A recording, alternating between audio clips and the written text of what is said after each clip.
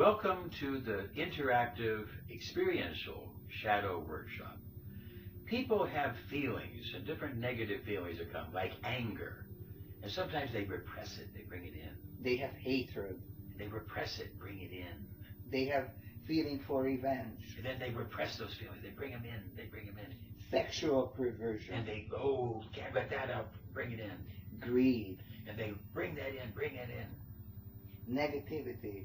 Oh, can't let that out, they bring it in. They suppress these feelings. They suppress these feelings so deep. But what we're going to do today is learn how to explore and feel these feelings so that you don't have to let them take you over. Anger. Release it. Use it constructively. Hatred. Use it constructively. Find a way to disperse these feelings. Build it next to you so it is a team working with you. Revenge. Control these feelings. Use them correctly. Disperse it. Sexual perversion. Learn to express these things without hurting other people, and learn how to control. Find a disciplined way. Let greed disperse. Don't let greed control you. You need greed, but you don't let it control you. Negativity. And let the negativity process and release. Because as we're doing the Shadow Workshop today, we recognize we cannot ignore these feelings. We have to learn to explore, To feel. admit these feelings, To control. and then control them. So I want to welcome you to the Shadow Workshop. Welcome today. everybody. And I hope that you learn how to control your feelings. Every scary scene in your life gets pushed down to your unconscious for you to deal with it, to feel it, to accept it, and to understand it. Every scary movie, every little thing that you see like this, it gets into your unconscious, your shadow, and you release it. Don't wait too long. Don't wait for it to build up too much. Work on it. Some people can't process it well, and that's because it gets caught in one area of the brain. That's why we are teaching you how to do bihemispheric brain work. We're going to be showing you lots of different images, some scary images, and emotional images to help you to release these things. And to deal with it. And as you do this, you want to look in the mirror and understand that that shadow is there. And now you're facing yourself.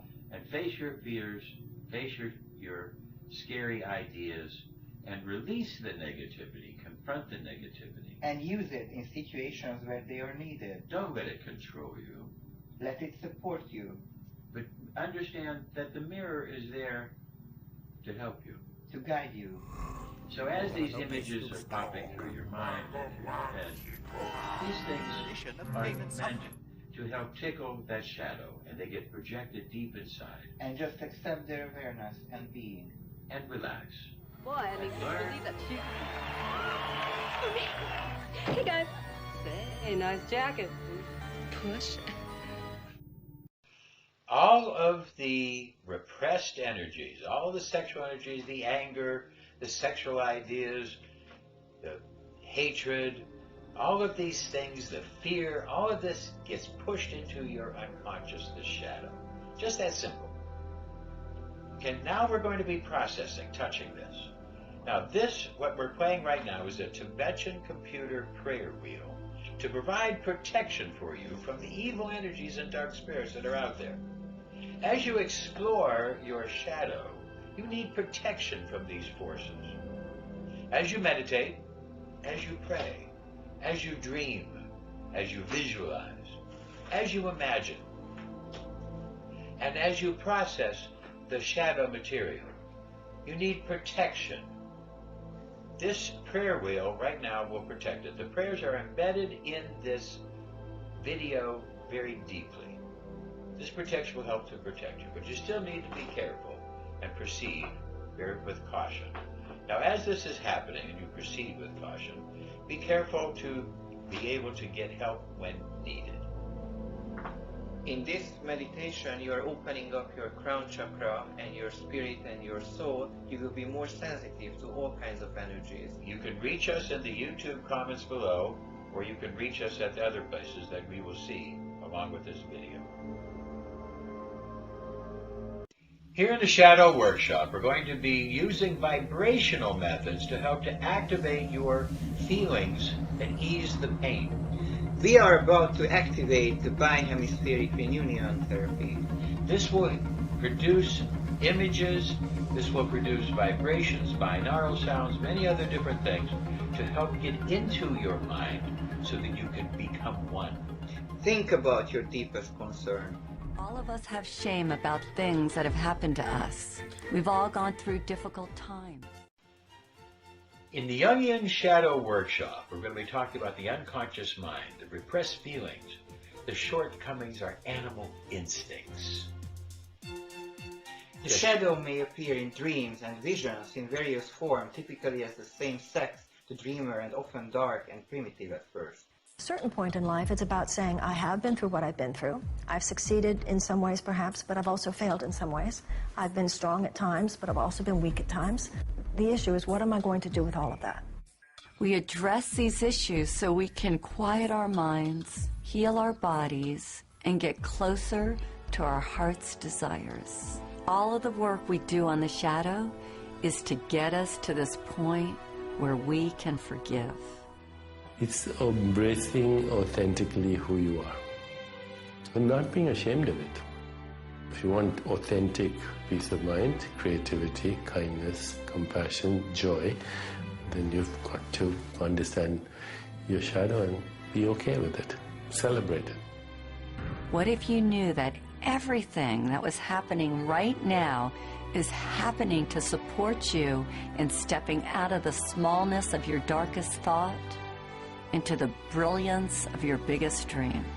You can't fight darkness with darkness, but you can switch on the light. If you take this journey, I promise you that you're going to experience more love, more happiness than you've ever had before. I Think, Therefore, I Am Flix presents.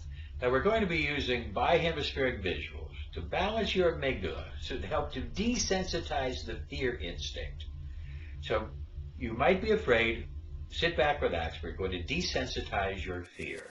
Allow your body, allow your mind, spirit to be afraid. Let it pass. Let it go. Desensitize and release the fear.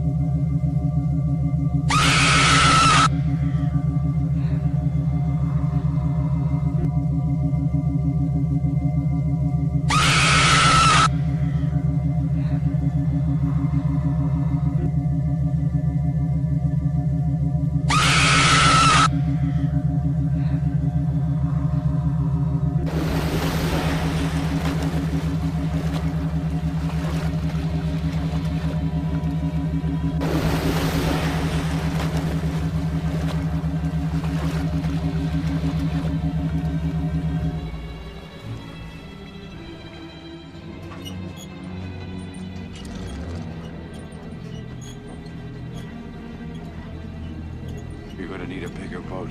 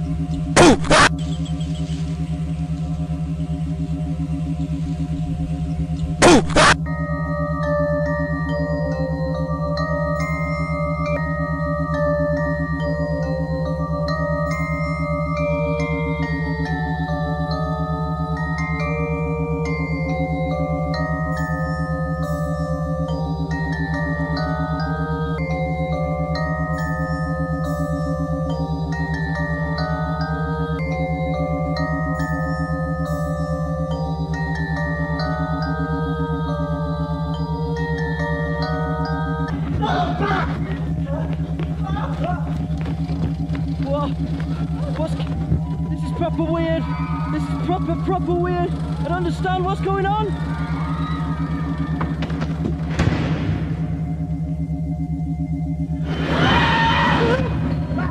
This way. Come on. That way. I wanna go.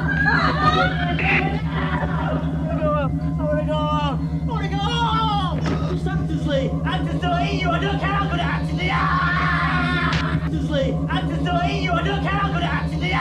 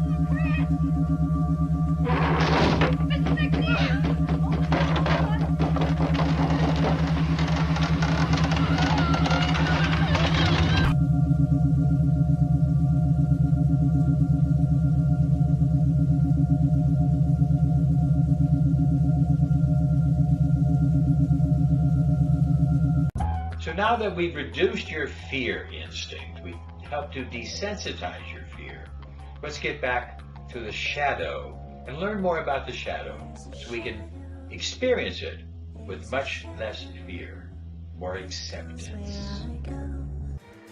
You are your shadow, or at least part of you is. That aspect of yourself that is both the deceit of your creativity and the doorway to the self. But if you don't realize this, if you don't bring your shadow into conscious awareness, then you risk projecting it and ultimately becoming possessed by it. You cannot let your shadow to be in control. You have to make your shadow as your team player, your helper, your supporter. You must control the shadow. You cannot let the shadow into control. The shadow is neither good nor evil. Rather, it appears good or evil, both in dreams and in projections, depending upon the ego's own attitude toward it. The problem is this attitude that the ego has toward the shadow, a part of its own psyche, is usually an unconscious one, and the goal then of individuation is to bring the ego into a conscious acknowledgement of this other part of oneself, to take ownership of this rejected or unknown half. The shadow then can be seen as the ego's inner opposite twin, always just below in the waterline of conscious awareness. The shadow is your darker twin. The shadow is needed in your life. The shadow is you. The shadow is the part of you. You must be able to deal with this part, not to ignore it, not to let it into control. For the next couple of minutes, we will use the bihemispheric technique to help you to release and process all the different things from both sides of the brain.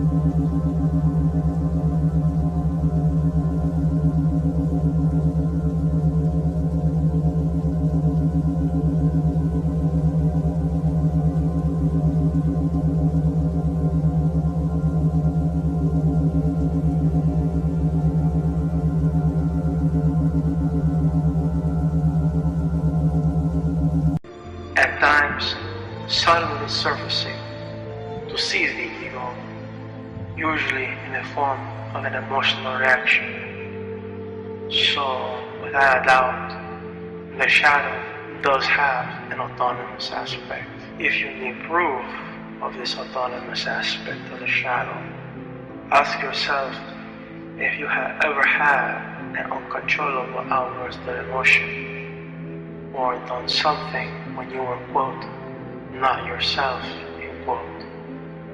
Or if you have ever met a person of the same sex that you instantly liked or disliked for no logical reason, chances are that person possessed outwardly those traits that you possess inwardly. The shadow then is made up of all those personality traits that, for whatever reason, were never fully developed, were never fully integrated into the conscious ego personality, but that, especially at the mid-mark of life, begin to cry out for integration. 7 to 10% of the people of the world are born with cross-gender preference. Most are heterosexual, some are homosexual. Now, only 2% of the people live it. That means 5% of the people suppress it, repress it, because part of their shadow. And they become homophobic. You have to understand that people that irritate you, oftentimes it's because they touch your shadow. They show you a mirroring effect about your feelings, about your anger. So when we call them bigot, hater, fag, we see those people saying those things. It's because they have that instinct. And they see a reflection in other people. They see themselves in the mirror.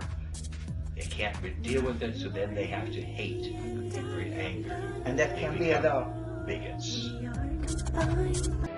First, the shadow will try to engage the ego in dreams, but if this does not work, if a person continues to reject this other half, then the shadow will attract the persons and situations and open opposition to the ego's defiant stance over and over again to get the ego to realize that the real struggle is within, not without.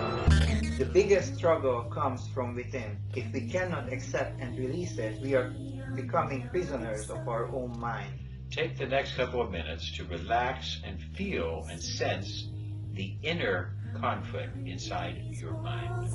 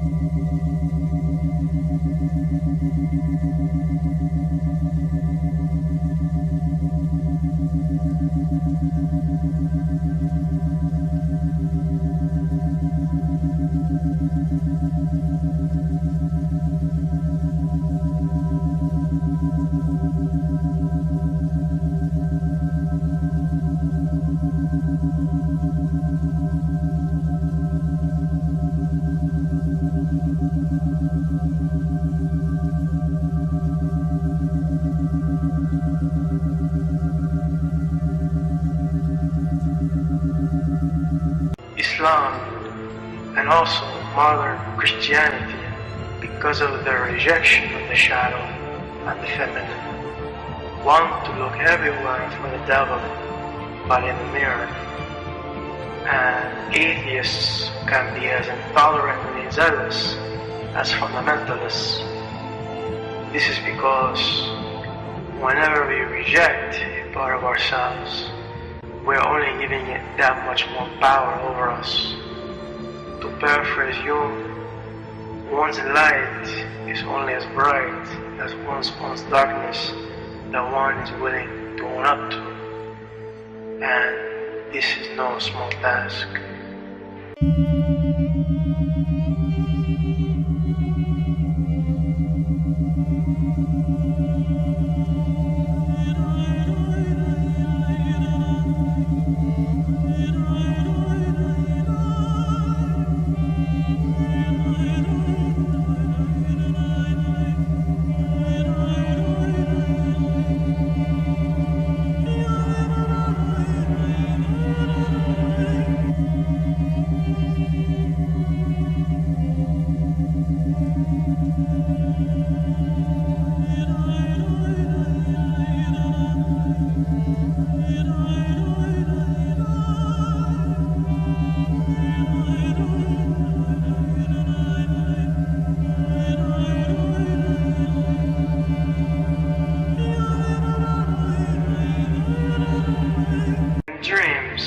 shadow will appear as a person of the same sex as the dreamer, usually.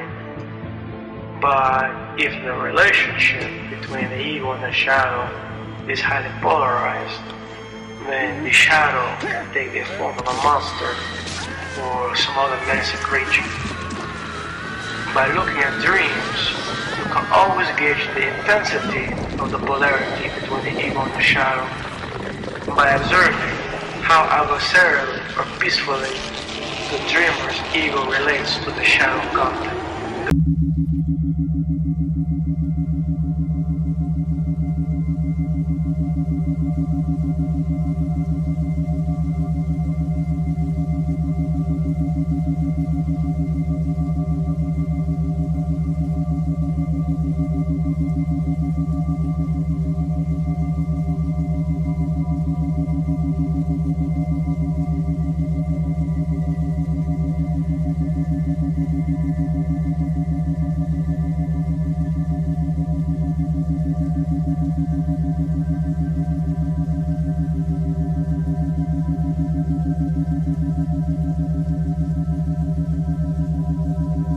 The role of the shadow then is twofold.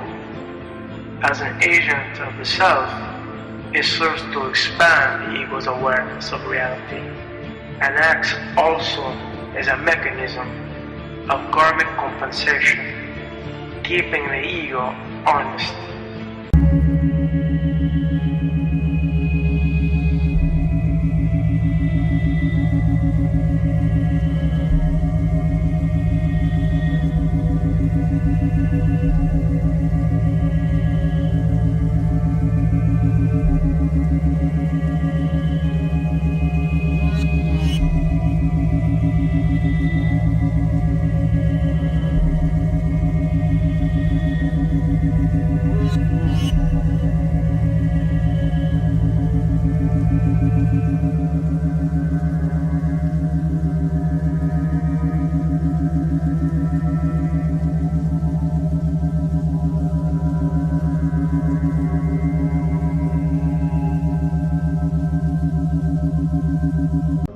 I think by now you recognize that you need to have a warning.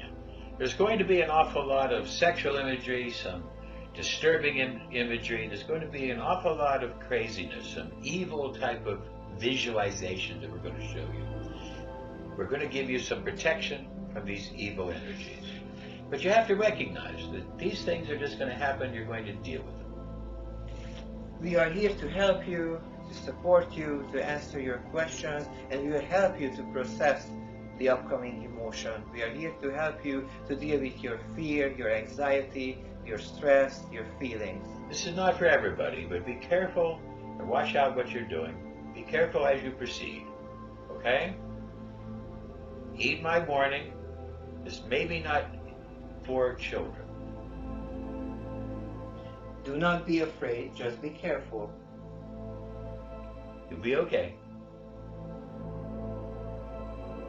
The whole universe was in a hot, dense state. Big bang! Nearly 14 billion years ago, expansion started. Wait. The earth began to cool, the autotrophs began to drool, Neanderthals developed tools, they built a wall, they built a pyramid. Math, science, history, unraveling the mystery, all started with a big bang. As most scientists speculate, there was a Big Bang. And this bang left a cosmic microwave background radiation oscillating throughout the entire universe.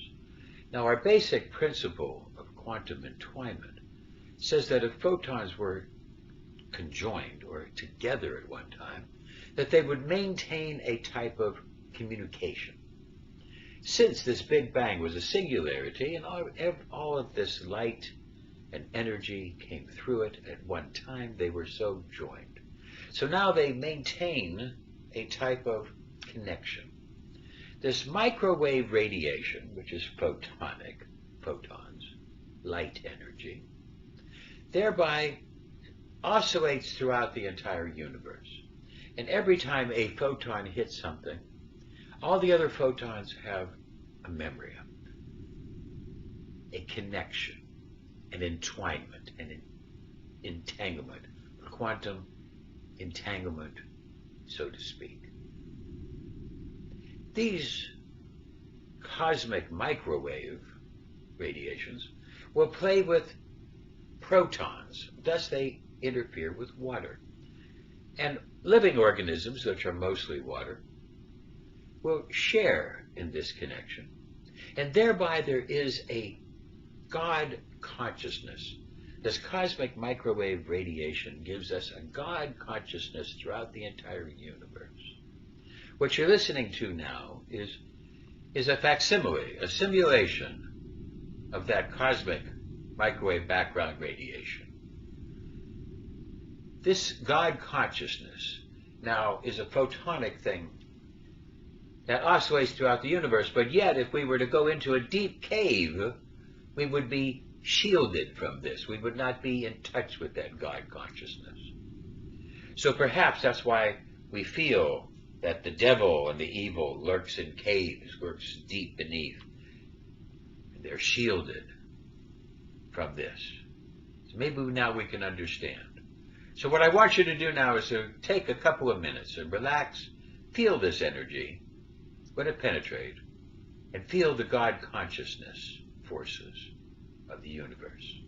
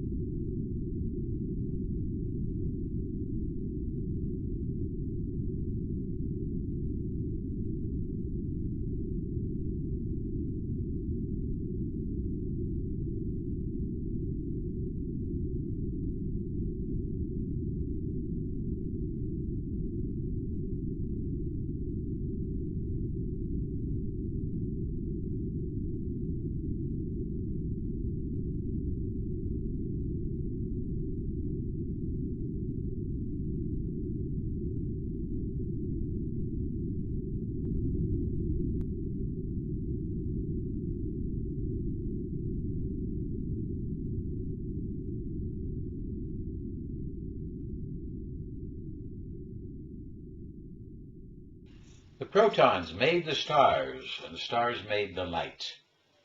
Now, what is this visible light? What is the light?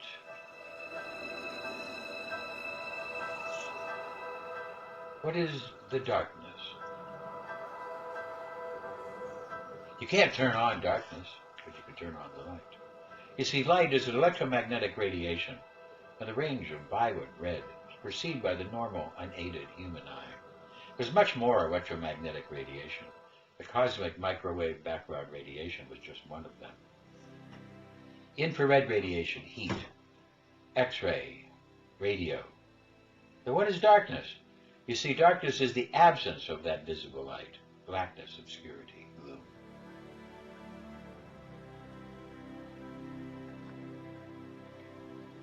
Do you live for darkness? Do you live with that darkness? Do you live for that darkness? Or do you live for the light of day, the light of the mind, the light of the family, the society, light of justice, honor, integrity? Do you cherish creation?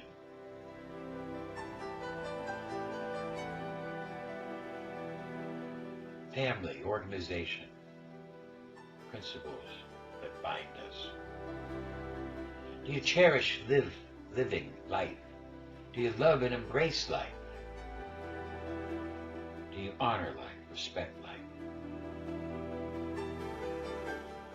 Do you love life? Do you treasure life? Or do you respect the darkness? Do you dwell on violence?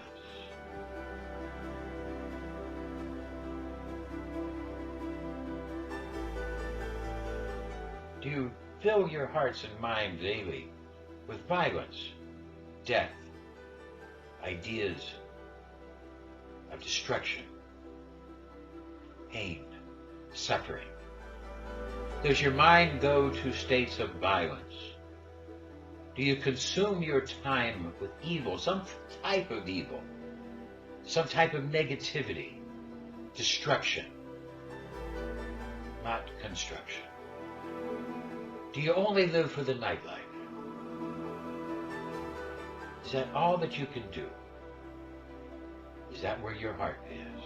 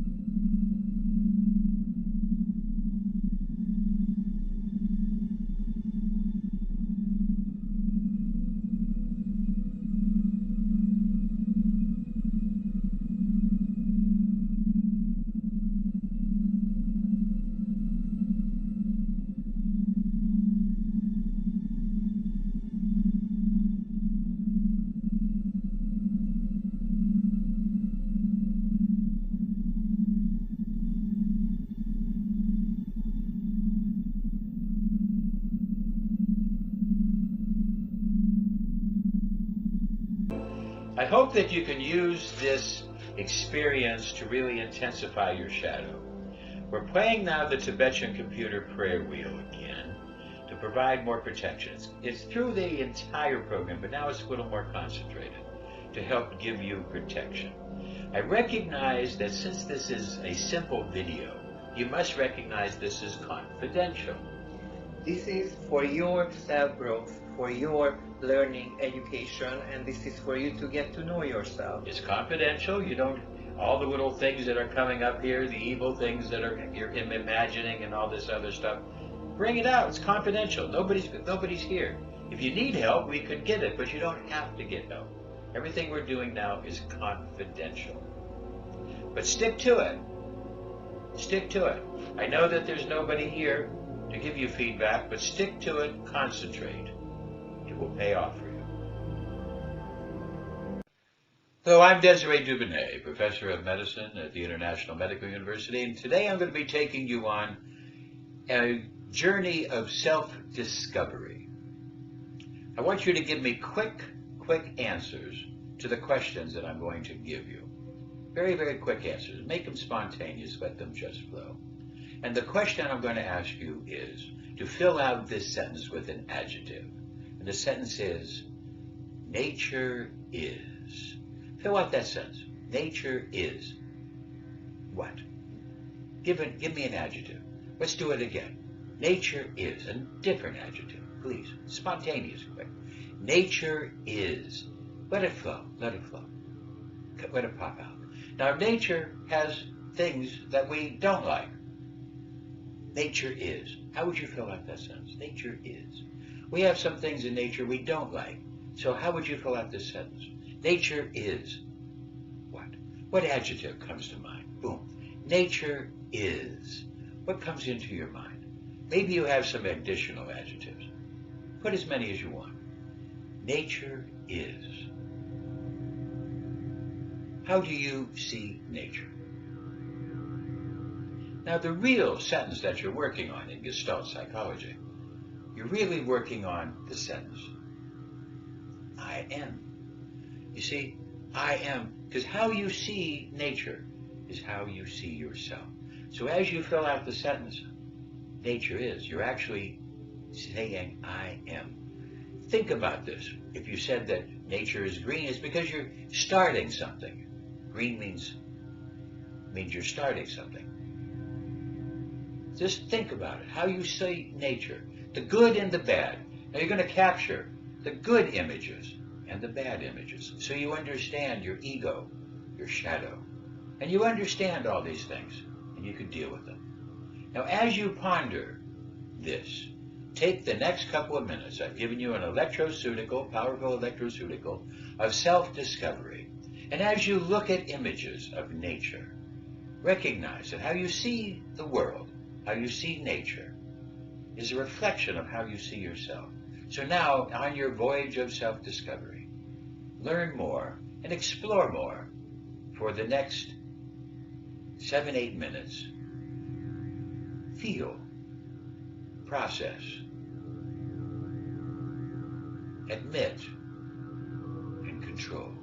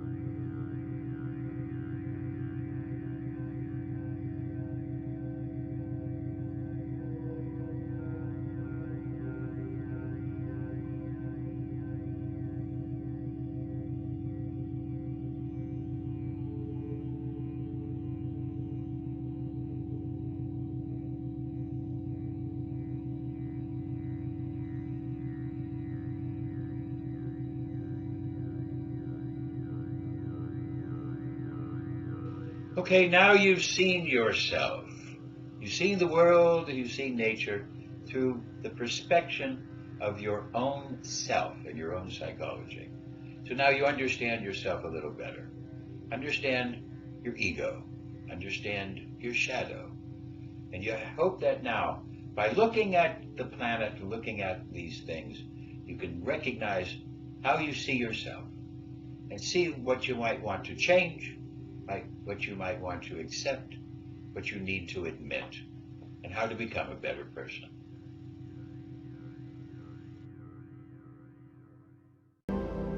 Here's some more protection music for you as we circulate through this workshop, this experiential workshop, and you're learning about yourself.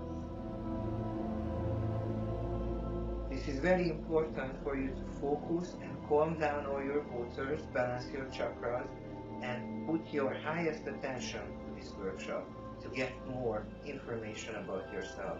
The evil things come, the visual images, process them.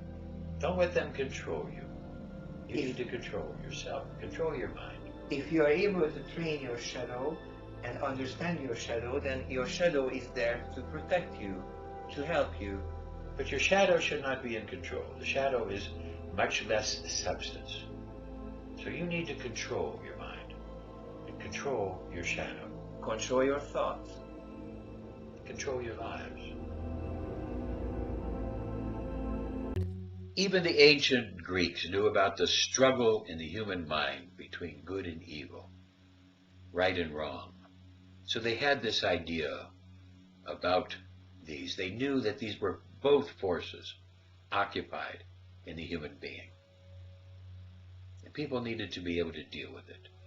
Now, Freud talked about eros, thanatos, the living instinct, eros, and thanatos, the instinct of death. So he talked about this in great detail, how we all have this feeling, this fight for life, and also an instinct for death. He called them drives. There was the drive for life, healthy, safe, to sex, to propagate the human race. Joy. Joy. All these different things is part of the eros, part of the health. It keeps you aware, present, and makes you feel, experience. Love, cooperation. Communication. Collaboration. All of these things came about, and he knew we all had an instinct for this, but we also have a self-destructive, harmful to others, a death instinct. Harmful to ourselves. He called it thanatos. Death. Fear, anger, hate. Judgment. This is, a lot of children have this, and because we all have this at certain levels, and sometimes we can't control it. They all go through the dark side, the urge to be a goth for a bit. That's why we have to establish balance. And we have to be able to look at this as the instinct inside us, these drives. This is what Freud called them. So we have to understand this, and we have to learn to battle our shadow and to feed the good. Build integrity, harmony. Not just feed I'm the going to bad. stay in this safe range where he can't physically attack me, but I'm going to hurt him by boxing his shadow. Todd throws a jab, strike, add an uppercut. I can reach and choke, choke, choke, choke, choke, choke, choke, choke. I can go for the groin, squeeze it, twist it, shake, shake, shake, shake, shake. Once I've done all that, go for a sweep. And as always, once you're done, always re-stomp the shadow groin. More often than not, what angers us most in others is a reflection of what we struggle with inside ourselves. Did I say reflection? I meant more of a shadow. So there's lots of reasons you could have rage attacks. Depression, anxiety, feeling out of control of your life, or invisible to the people you love. So many fun reasons. For me, I found that when I suddenly find myself filled with anger with no discernible reason, it's often because I've had poor boundaries. This is so annoying, but it is so true, and I'm pretty sure you can relate to this, but other people are a reflection of who we are, and oftentimes what annoys us or frustrates us about other people, it's actually a quality that we have within ourselves. Actually, it is very, very very true. What are you laughing at, Dave? Just laughing. I don't know. I'm not laughing at you. Are you laughing with me? Because I'm not laughing. Whether by being polite and agreeing to something I don't want to do. Hey, do you mind helping me get rid of this body? Yeah, of course I can. Or allowing someone to negate my emotions. Wow, that makes me really upset. No, it doesn't. Well, yes, it does. No. How other people are a reflection of who we are. Man, I had a teacher in my time, not gonna say when or where, but he used to get very frustrated and very angry towards people who had big egos. He used to say, oh yeah, you know, like egos are horrible, you should never have a big ego and blah blah blah blah blah blah blah. Yet that man had one of the biggest egos himself, and it was crazy because I always used to look at him like during classes and think to myself, oh my god, he hates other people with like really big egos, yet the man is not aware that he has a really big ego himself. And it was such an insane, mind-blowing thing to me because I was an observer and I was like, can he not see that like what he hates is actually a part of himself too? So I'm available Monday, Wednesday, and Friday evenings with the occasional Saturday morning, but absolutely no 2 consecutive nights in a row. Though I am okay with a morning following evening, provided that you weren't drinking the night before, and if you were, mints are 100% necessary. Wow, okay, let me just take some notes here. Also, missionary preferred, other positions available, but it really depends on how inebriated I am. And if you're other people in this incredible life, other people are like mirrors to us. Other people reflect back to us of, you know, our worst qualities, our best qualities. I, you know, love people who are like very cheerful and easy. Hey Anna, do you want to fight crime tonight? Yeah, sure. Okay, let's go. Right now? Crime never sleeps, and neither will we! Okay. Yeah, we'll just go right now. Okay, let's go. The pot calling the kettle black is a situation in which one person accuses another of a fault or faults that they themselves possess. Am I out of line, Dr. Rydell, or is this guy pushing me? Well, how do you feel, Chuck? I went from happy to angry. Skip said, now I feel like kicking his ass. Then we'll see who's laughing, huh? What? You think you're better than me? Because you've got both your nuts? No. All right, man, all right. Come on, big boy. For instance, if one person who is selfish accuses another person of being selfish, we would call this the pot calling the kettle black.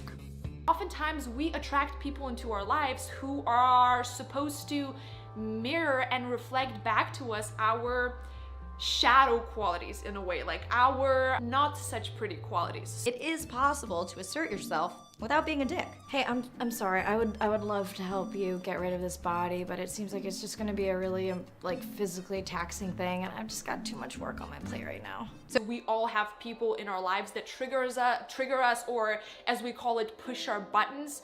But the buttons that are pushed actually for us are lessons that we need to learn. So it's not that it's their fault or what they're doing. It's actually the internal work that we have to do on ourselves. Boundaries are these weird, invisible, and symbolic fences that are meant to allow us to protect and assert our authentic selves.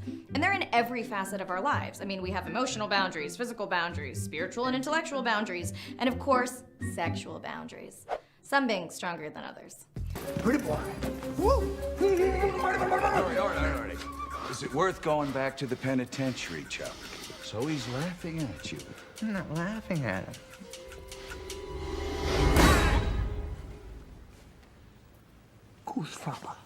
So look into your life and see what buttons are being pushed in you, and then you know what you need to work on. More often than not, what angers us most in others is a reflection of what we struggle with inside ourselves. We call it the shadow. That makes me really upset. No, it doesn't. Well, yes, it does. No, it doesn't. Oh. Okay. Anger is a needed emotion that basically is used for us to retaliate, for protection.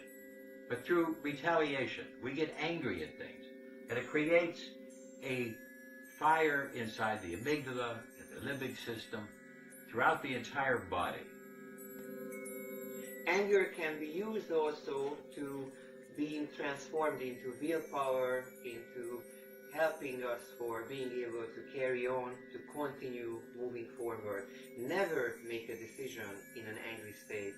Anger is an emotion that is not of logic, and it will not help you to make life decisions when you're angry. The Chinese would tell us that anger comes from the liver, and anger hits the liver, and the liver makes us angry, and the anger hurts the liver. Because there's an entwinement there. Our liver is full of toxins, and until we cannot get rid of that, that will create an angry state. So we have to be able to control our anger. I made a little video here with electroceuticals to help to sedate the liver and to sedate the amygdala. Let the emotion of anger subside as you watch.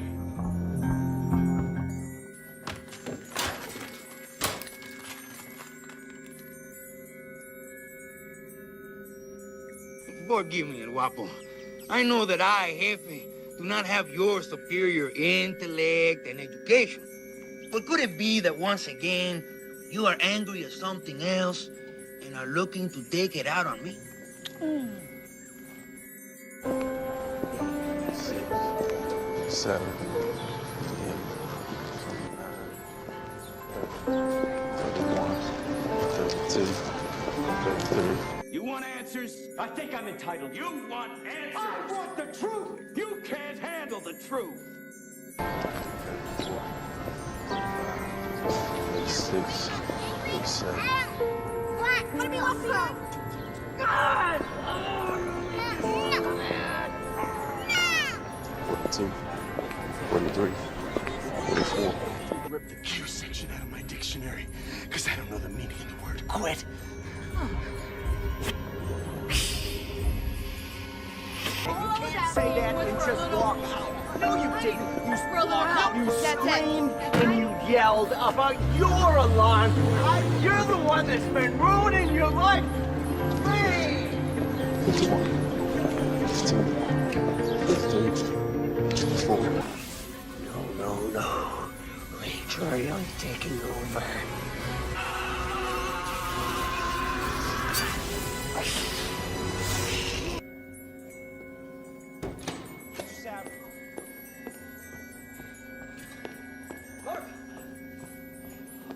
Mark! He's wired in. Sorry? He's wired in. Is he? Yes. How about now? You still wired in? 55.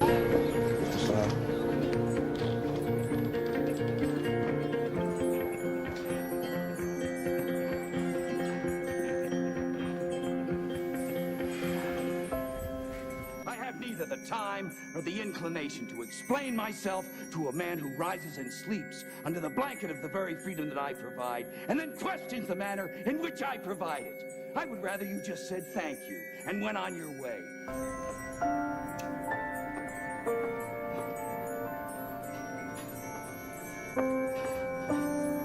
Sorry, Daddy. I didn't mean to drop it.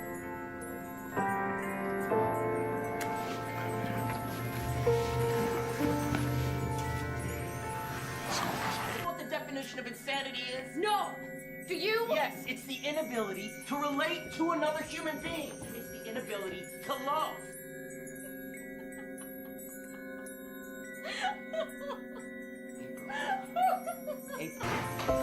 Did you leave because you were mad at me? No. I just needed a few minutes to count my blessings.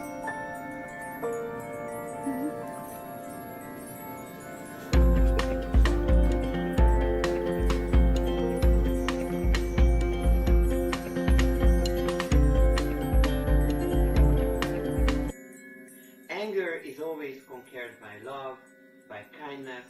You can help it with some meditation, mindfulness. Take every day a little time, a few moments to count your blessings instead of being angry. Feel the love for your family, for your family members.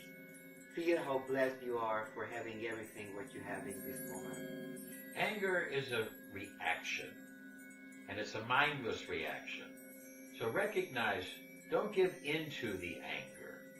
Learn to control it, learn to recognize it. Use this video as often as you can to help control yourself. Transform, control your anger. Transform your anger into willpower, effort, strength. Clean up your liver. Get a healthy liver. Get a healthy mind. A healthy thought, a healthy decision. Never make life decisions in an angry, sick state.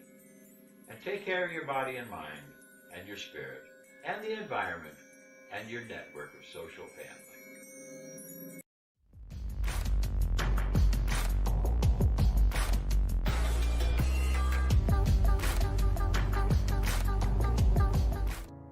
Today we're going to be doing shadow work to connect to the unconscious. We're going to be tapping in on those feelings that we've repressed, sometimes sexual feelings, sometimes anger, hatred. We're going to process these suppressed feelings and emotions so that we can deal with them better. Hello, my name is Rita Neményi. I am a biofeedback technician working with Desiree. Today we are representing you fairy tales, and we are going to ask you to remember your favorite fairy tale. This will be a self-discovery, self-growth, and a psychological test for you. Mine was Pocahontas. I remember power, motivation. So when we ask you to remember your favorite fairy tale, we want you to just spontaneously tell us what's your favorite fairy tale. Might not be from a book, it might be from a TV show, but basically, what's your favorite fairy tale? What comes into your mind quickest? Tell us now, okay? We're going to give you a little bit of time to remember your favorite fairy tale.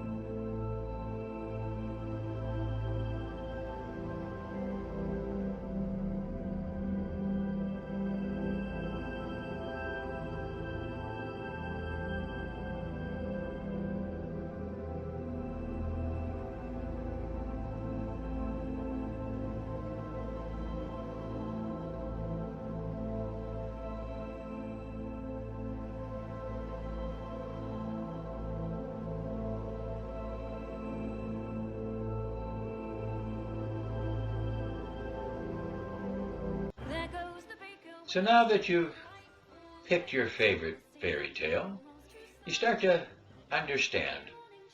We're now going to tell you about the test, what you actually did.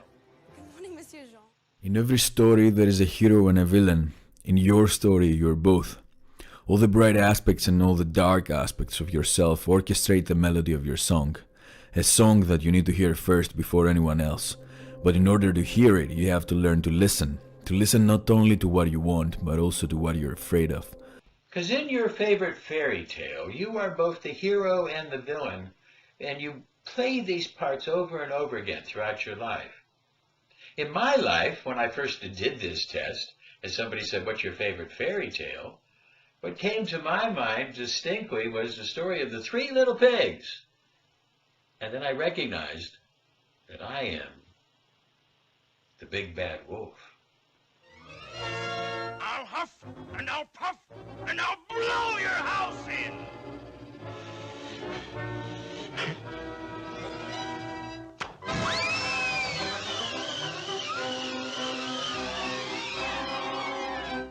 You see, I go through my life blowing people's intellectual houses down. If your house isn't completely intellectually sound, I will blow it down. And if your house is intellectual, in other words, you built it on concrete, then I won't blow it down. But that's what I do, you see. I basically have this as an instinct. So the exercise of the fairy tale helped to teach me who I was and helped me to awaken. My favorite fairy tale, Pocahontas, gave me an insight about female strength, courage, love, power, motivation, and how to carry on whenever life gets hard. In this chapter, we are going to give you some time now to think about your fairy tale, go deep down in your unconscious and think, who are you socializing with? What does it teach you? What does it tell you about yourself?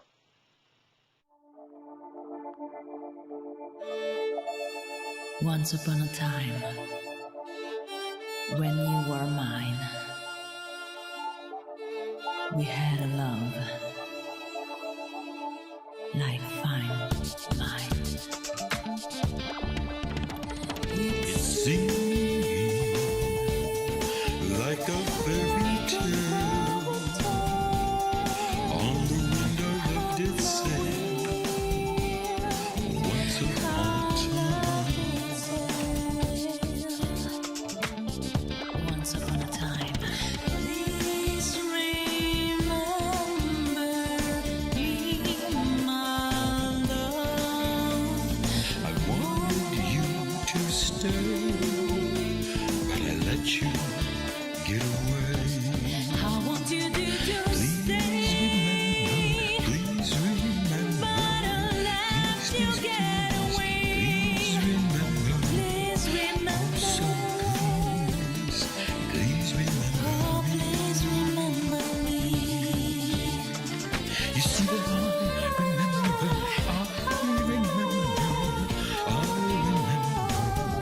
oh yes I remember, You see, I will treasure, I will always treasure, I will treasure the memory.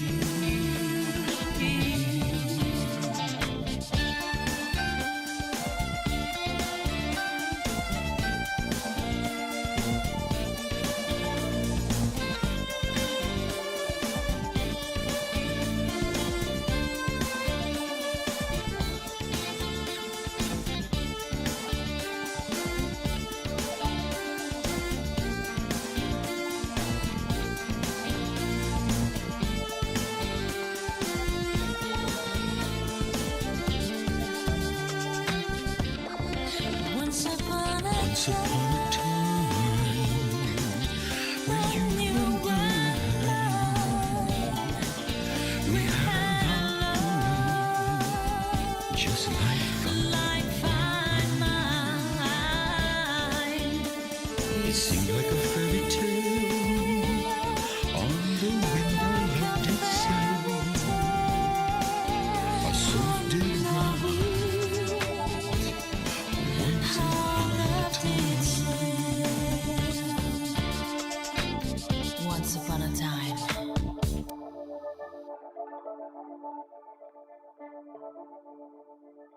In every story, there is a hero and a villain. In your story, you're both. All the bright aspects and all the dark aspects of yourself orchestrate the melody of your song. A song that you need to hear first before anyone else. But in order to hear it, you have to learn to listen. To listen not only to what you want, but also to what you're afraid of. As in every story, there is good and bad, dark and light. Where is your shadow in your story? Think about it. What is your shadow? What symbolizes your shadow? What are you afraid of? Yin and yang everywhere. There's good and there's evil, and your shadow represents this. So we're going to give you a little bit of time now to relax and feel the shadow in your... Oh, come on, that's funny.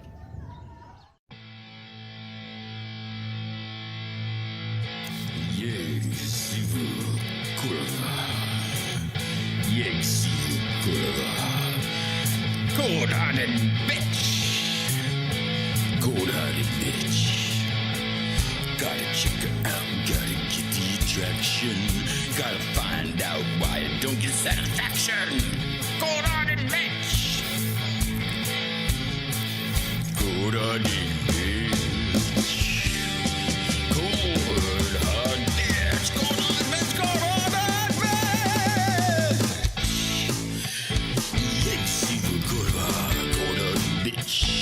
Down on my knees, you know, begging you give me cold-hearted bitch. Cold-hearted bitch.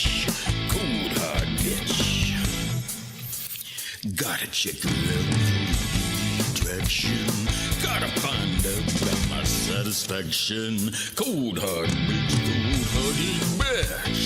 You didn't see the crib. Cold hard bitch, cold hearted bitch. Cold hard bitch. Cold hard bitch, you just kiss her lips. I'm down on my knees, you know, I'm begging to give you now. Cold hard bitch, you just kiss her lips.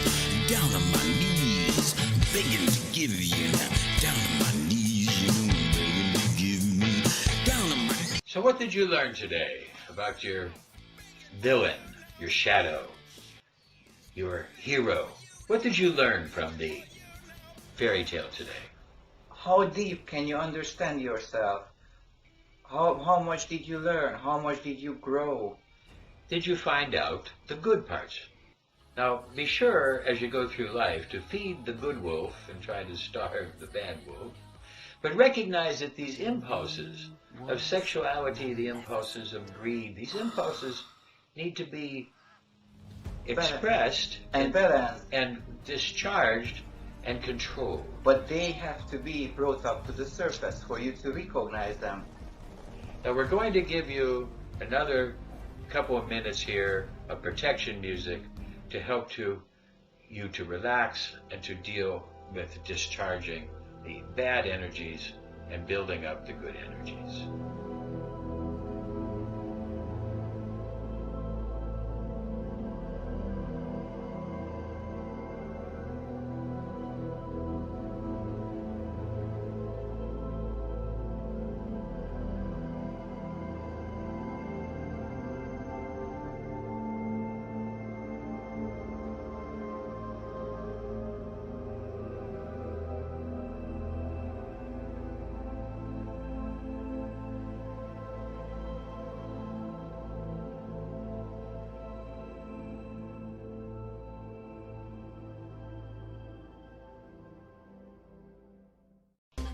Now that you understand more of your archetypes, your shadow, and your being and personality, admit them, release them, feel the emotions, feel the fear, feel the anxiety, and let it go, let it pass, let it flow through you.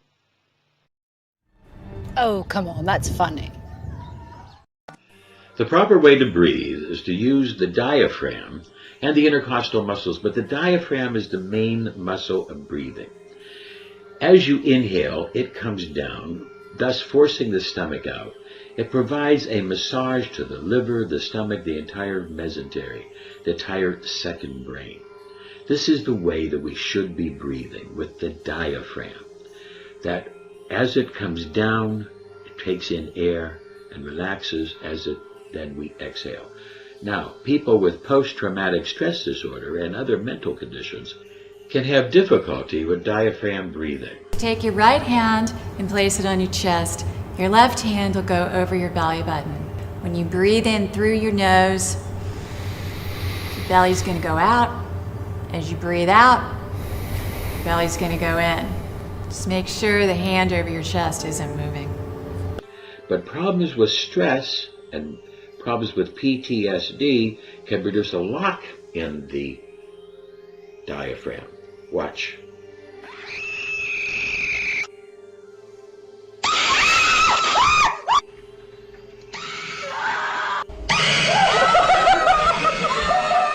You see, stress and trauma can produce a problem with the breathing that produces a chest breathing.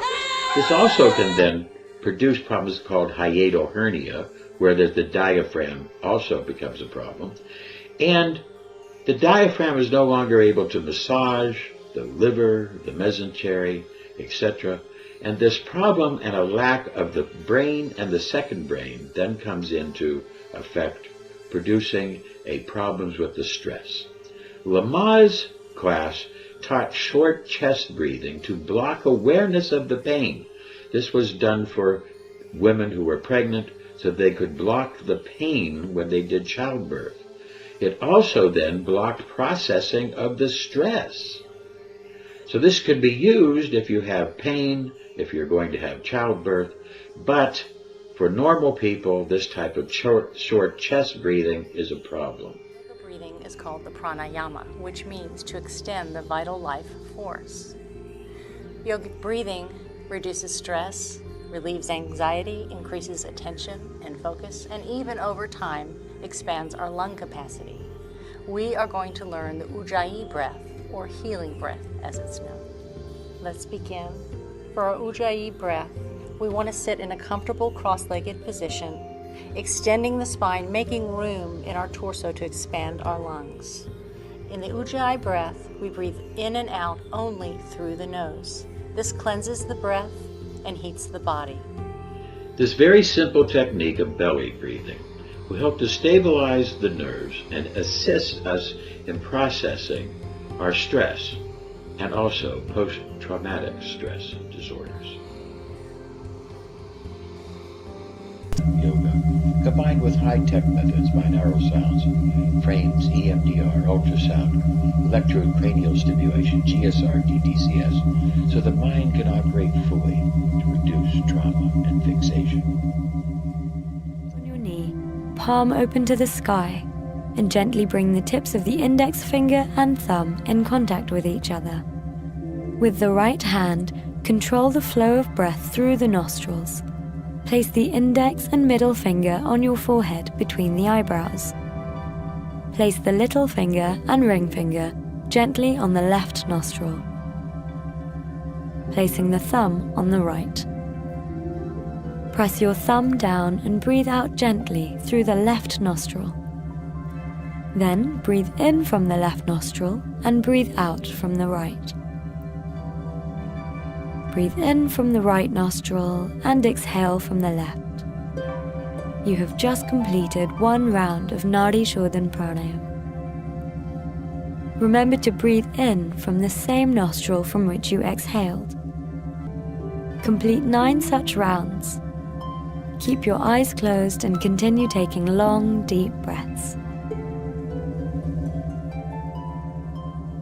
Breathe in through your right nostril for 3 counts. Hold and block both nostrils using your thumb, and then exhale out the left side for 3 counts.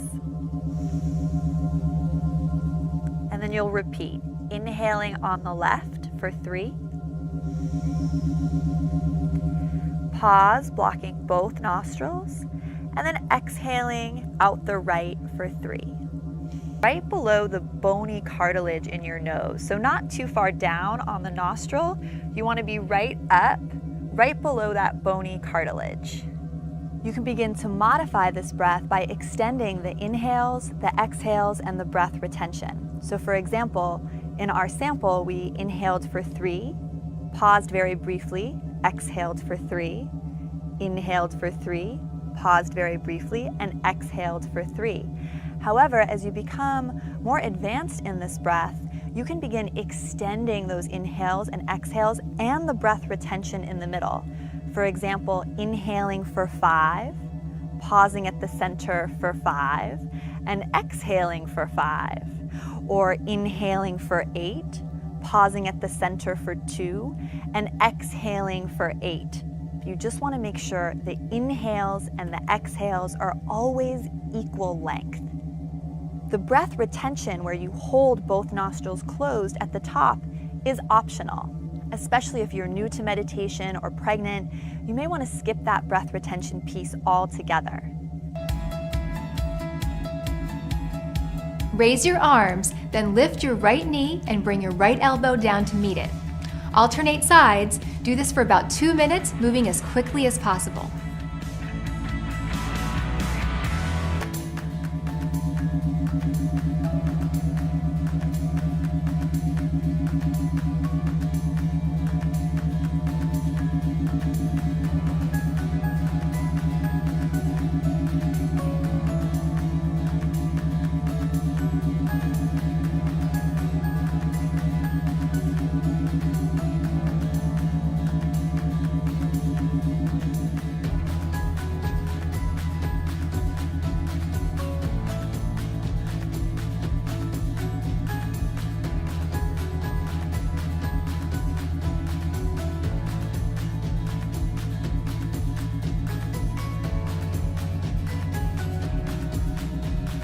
It's a fact that the human brain remembers more negative memories than positive ones. This is a defense mechanism for survival.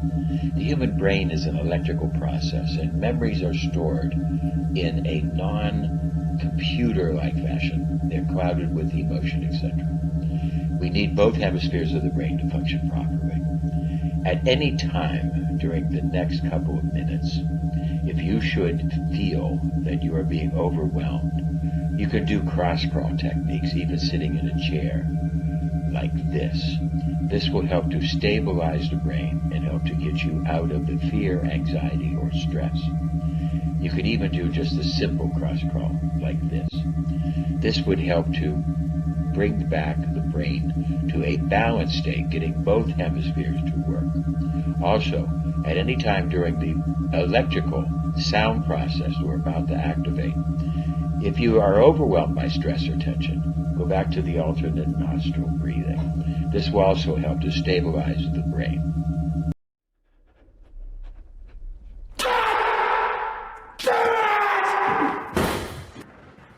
Here's an electroceutical to help you touch, feel, and release your tension.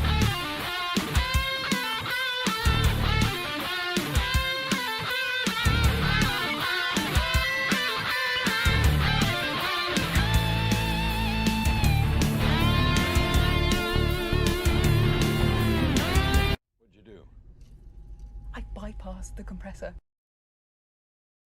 What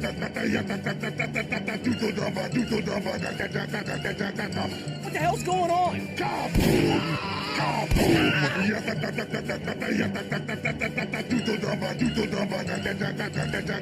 I require assistance!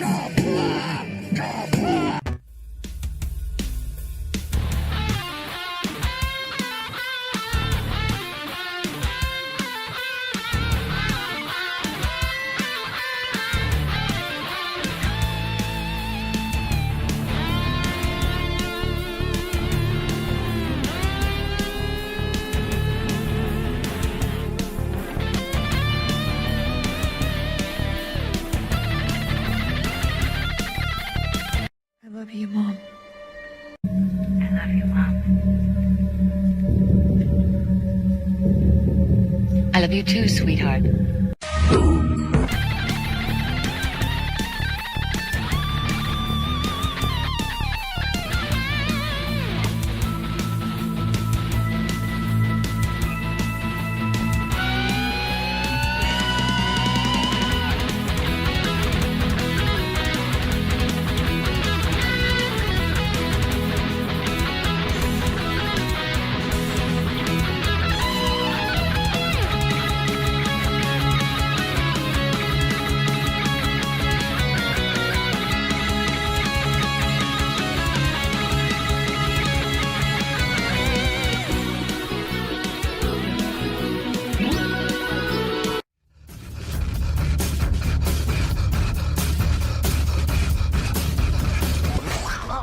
Sorry, man. You okay? Yeah, it's all good, man. You okay?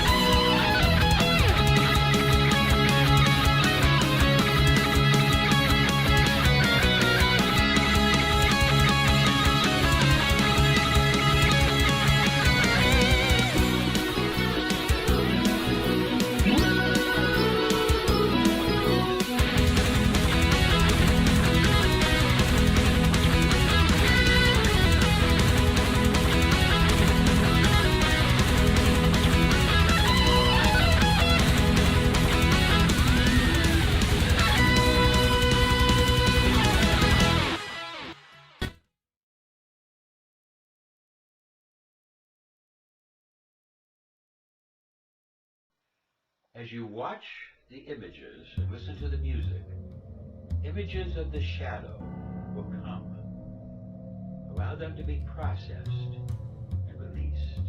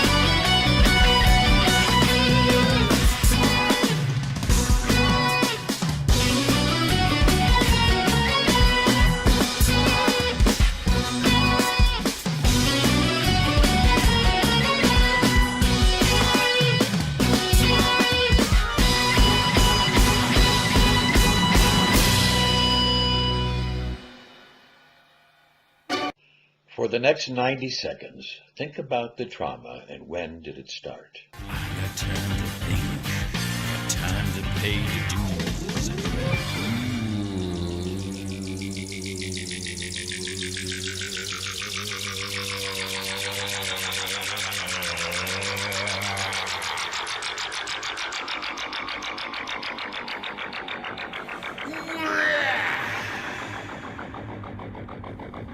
What do you think you're gonna get from me now?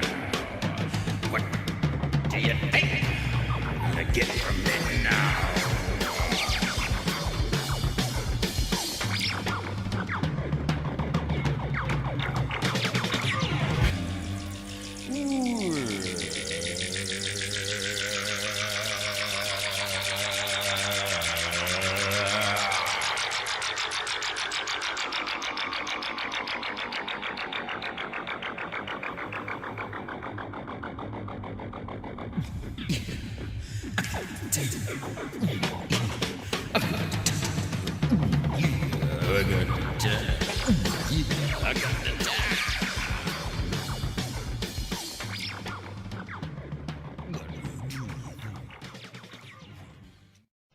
We live in a world where our emotions and our beliefs control our perception of reality.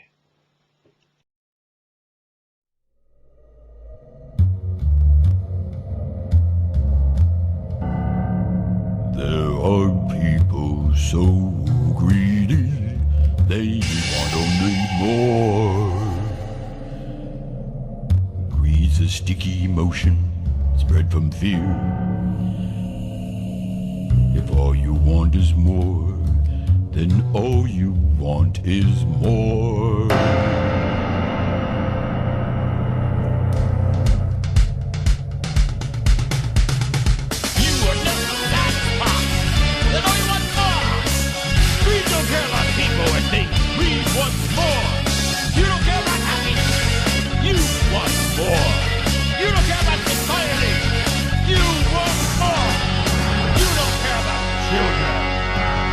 Just want more. The planet can be destroyed, you want more. Greed controls America, the rich want more. Big tobacco, big sugar, big pharma, all those best, all that they really want is more and more and more. Mind control, media, diversion, anything. They steal, they lie, they twist, they just want more. They make the wars, they kill and kill, they want more. They twist the media, twist their hearts, they want more. More. Enough is never enough. You know what they want? They want more. Greed is good, greed is God, they want more. Greed is good, greed is God, they just want more.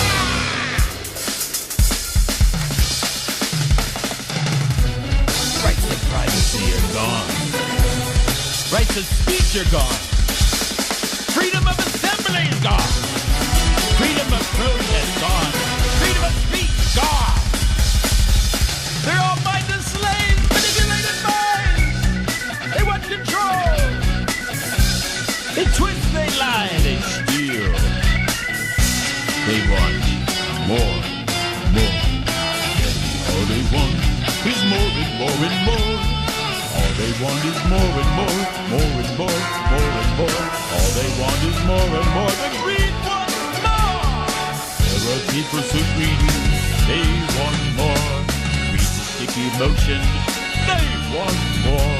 If all you want is more and more, all you want is more. If all you want is more and more, all you want is more. You don't care what people would think.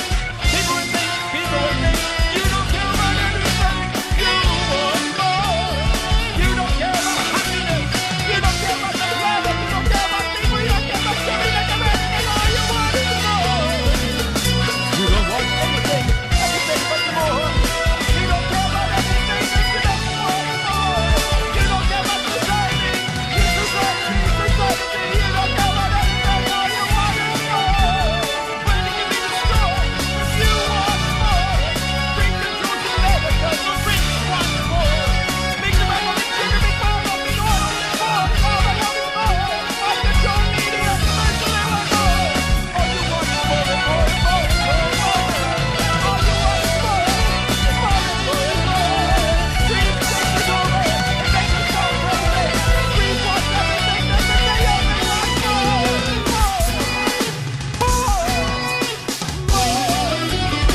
All they want is more. More. More.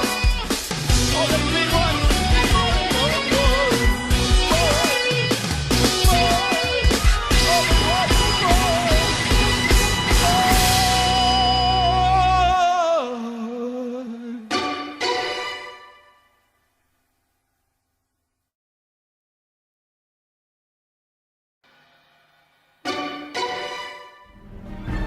Oh, come on, that's funny. Now, for the next couple of minutes, the music and the images will help to guide a unity of the brain so that the visual images will guide your mind left and right to the brain to help total processing and release of the negativity.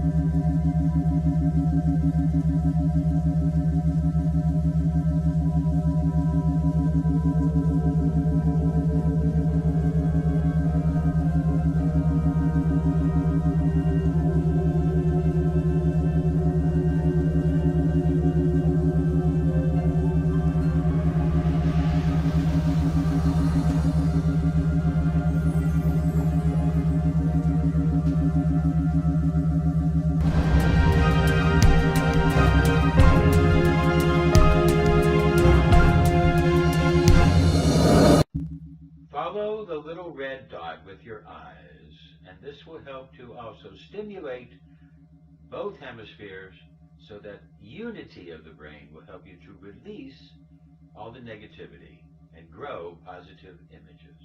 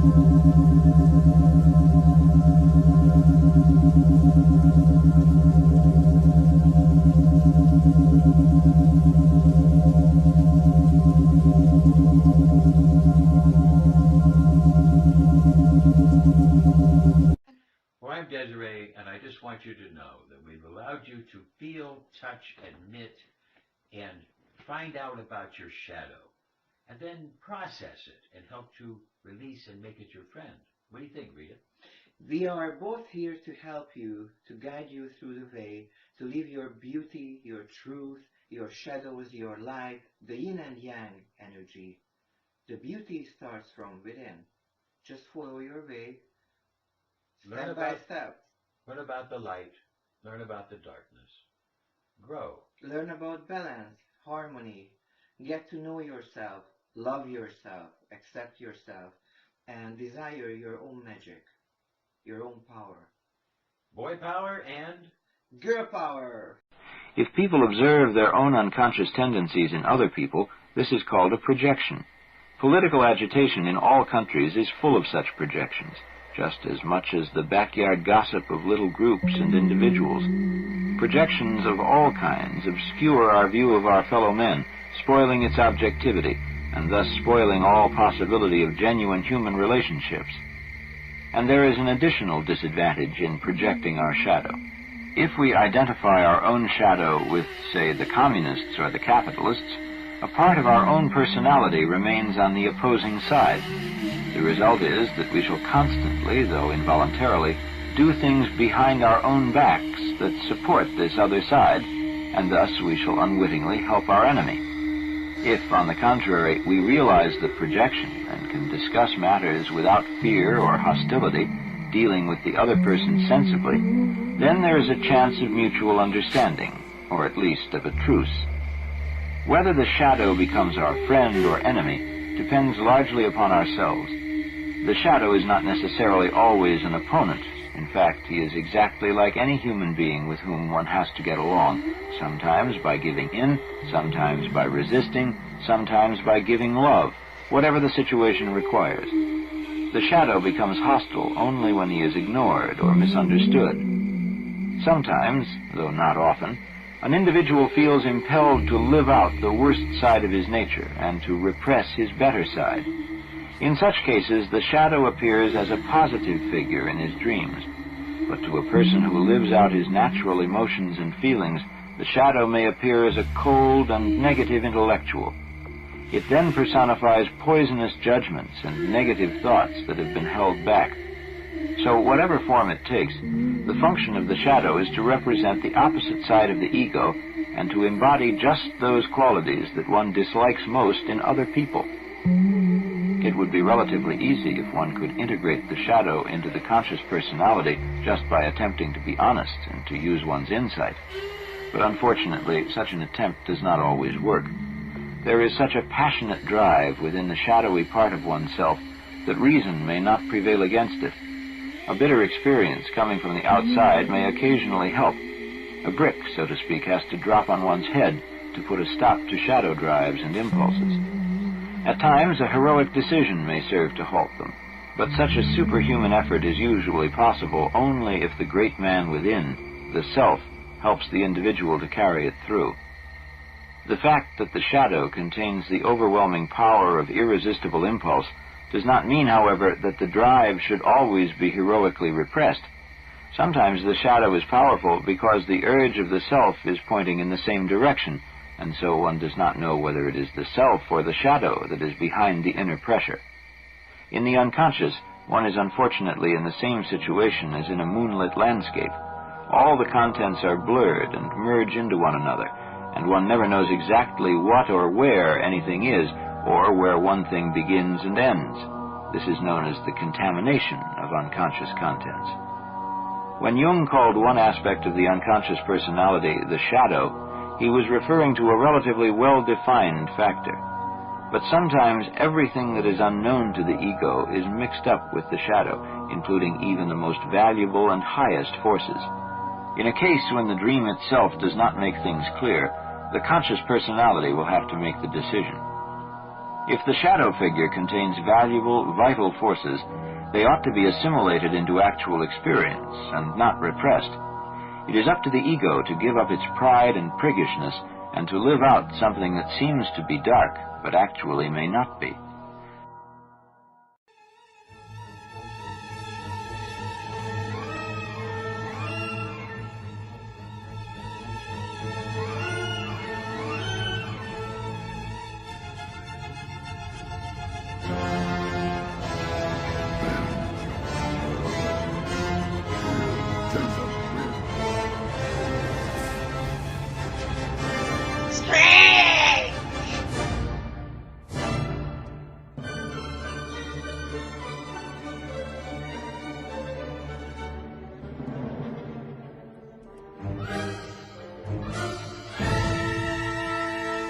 Don't look away from the shadow. It's part of you. Feel it.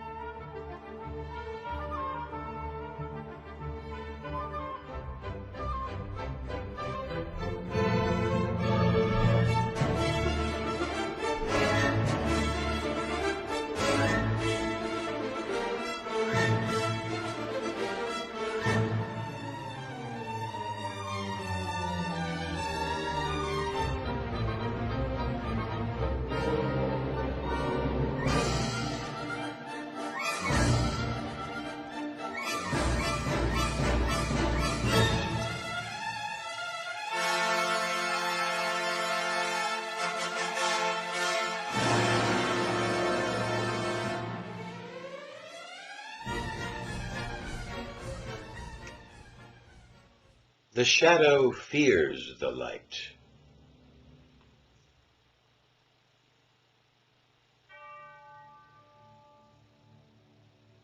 The light of intelligence.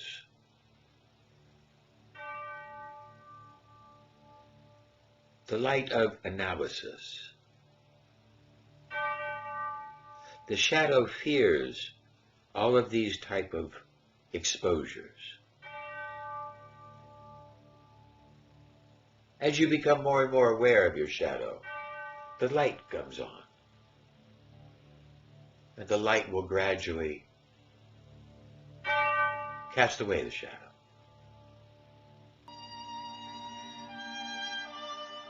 You learn to control your shadow.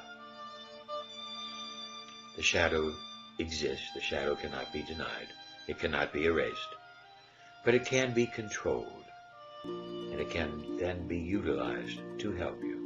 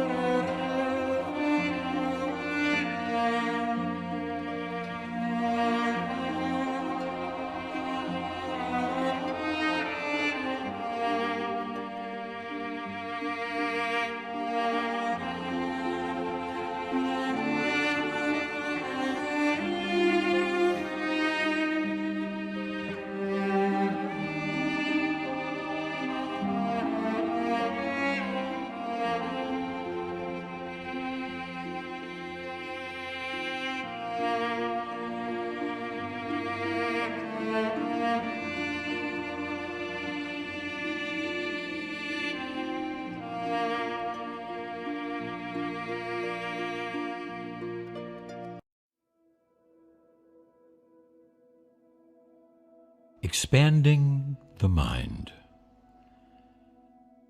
Listen as we expand your mind and increase your intellect. Yes, it is possible. You can expand your mind by just looking at something, and as you are looking into it, and you start to expand the mind to fill the room that you're in. Filling the room with your intelligence, you can expand the mind. There's a great quote by the poet Yeats, which says, "The world is full of magic things, patiently waiting for our senses to grow sharper." In other words, in our search for the miraculous, we find that it's often right before our very eyes, but we fail to see it, right? As the caveman came out of the cave, he looked around, and his mind was expanded as he saw beyond. And of course, the limitations of his mind was he thought that that was all there was. And he climbed to a hill and saw another expansion, that there was more. And of course, the limitations of his mind, the small mind, thought that that is all there was. We're expanding the mind so that you start to see beyond the limitations. There are limitations, there are rules, there are walls on the room that you're in. There are constraints, there are rules, but the rules are not the infinite universe. They change from different places. All along an idea of a relativity.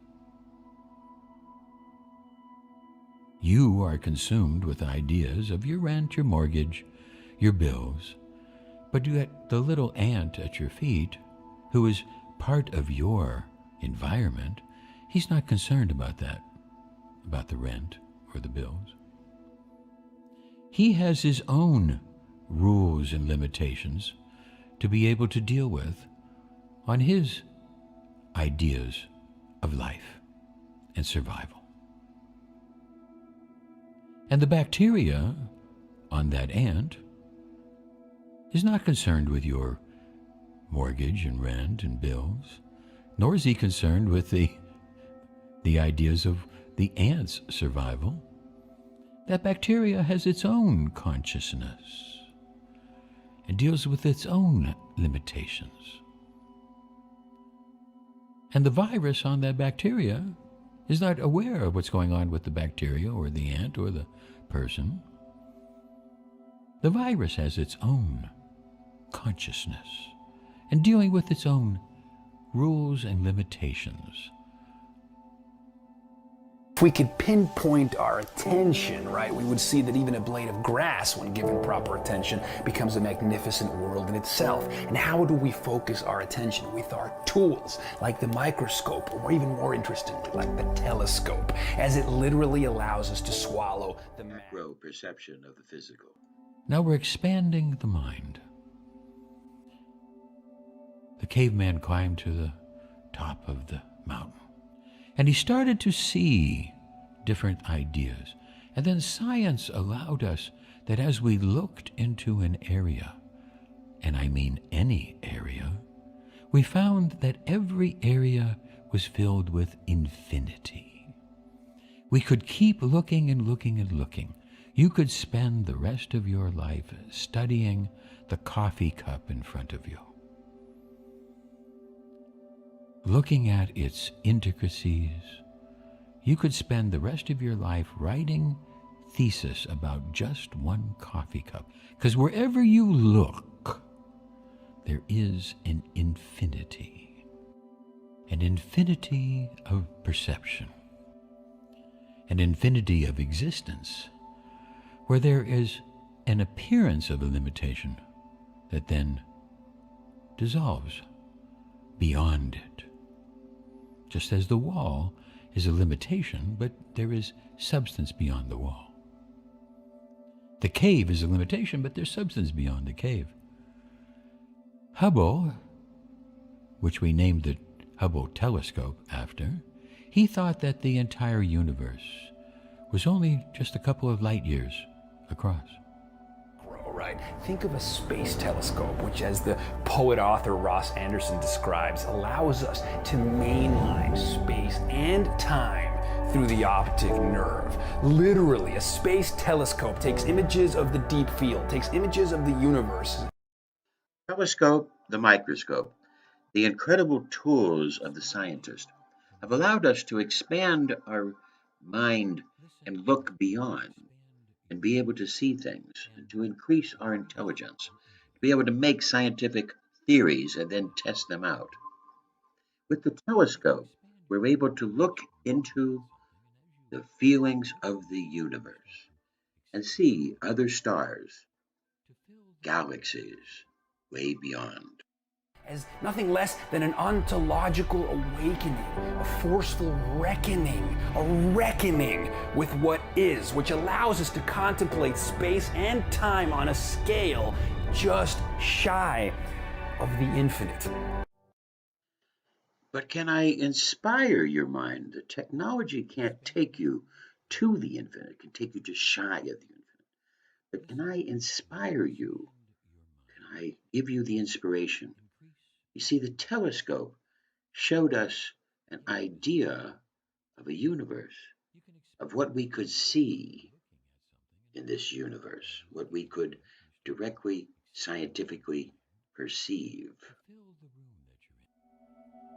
And now we know that it is 13.5 billion light years,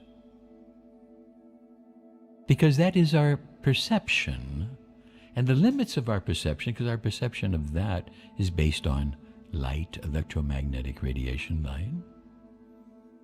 And now people like Stephen Hawking are telling us that's just a perception, that's just another limit, that the actual universe is infinite. There ought to be something very special about the boundary conditions of the universe. And what can be more special than that there is no boundary? And there should be no boundary to human endeavor. Finally, Stephen Hawking realized there's no boundary conditions in the universe. The universe is infinite. And infinite means that beyond the 13.5 billion, there's trillions and billions and etc. Infinite universe. And maybe there are other places where there was big bangs that created other pools and things that we don't really understand. Dark matter, dark energy. As the mind expands beyond the limitations, going to the top of the hill and seeing more and thinking and knowing that beyond what you see and perceive, there is more. And that's what science has done for us, to guide us into the ways of seeing more. To turn our tools, these technological scaffoldings, to turn them into extensions of mind, to expand the boundaries of mind.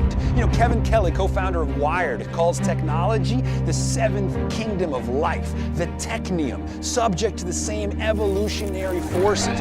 Human beings take in matter of low organization, and we put them through the filters of the human mind, and we extrude space shuttles and wireless communication networks and smartphones. Technology, and all of these technologies, offer us a way to expand our mind and to see things beyond. But the very fabric of the universe is infinity. And these technologies can only intuit infinity, but the human mind can see it, bathe in infinity, feel it, and go beyond.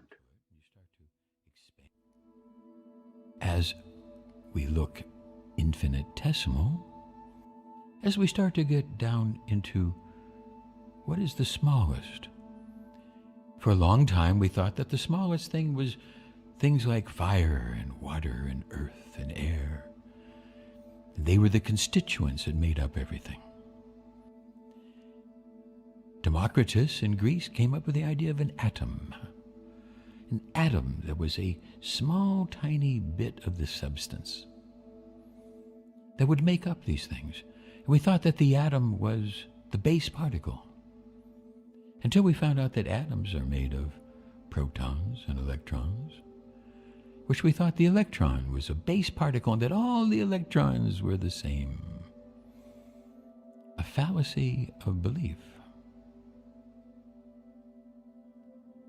Inside the atom, there are many different things. Neutrons, electrons, and we find out now that the electron is not a base particle, that it's made up of leptons and other energies. Because as we look deeper and deeper and deeper infinitesimally, we see more. We see consistently more and more. We see smaller and smaller. And there's the limitations of our science and the ability to perceive. And the base default belief should be that there is infinitesimal. Understanding an infinitesimal universe means that every electron would be different, made up of its own little particles, subparticles, and each subparticle would lead into other particles, into another rule of ideas of limitations. We find that there's a thermodynamic principle in our perspective of the world as we deal with it on a day-to-day basis, but as we get smaller and smaller, a quantum perspective takes over. At Planck's constant, where things now all of a sudden get quantum. And as we get deeper and deeper, a different perspective will come up, something beyond the current perspection of science. But yet, as a default mode, we must recognize the infinitesimal. By going inward, we see that every person, every body part, every small piece of that body part, every cell,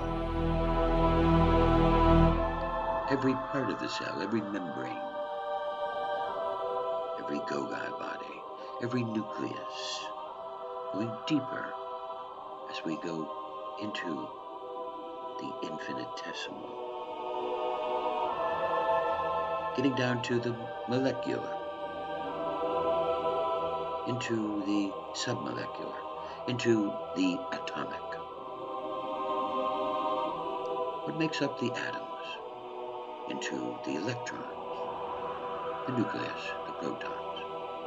What makes up these things? Our science has limitations of perspection, but the mind can see that the default setting is infinity, infinitesimal. What makes up these things? And every little thing would be a little different, recognizing that every cell, every atom could be a little different as we go deeper. And the laws will be changing.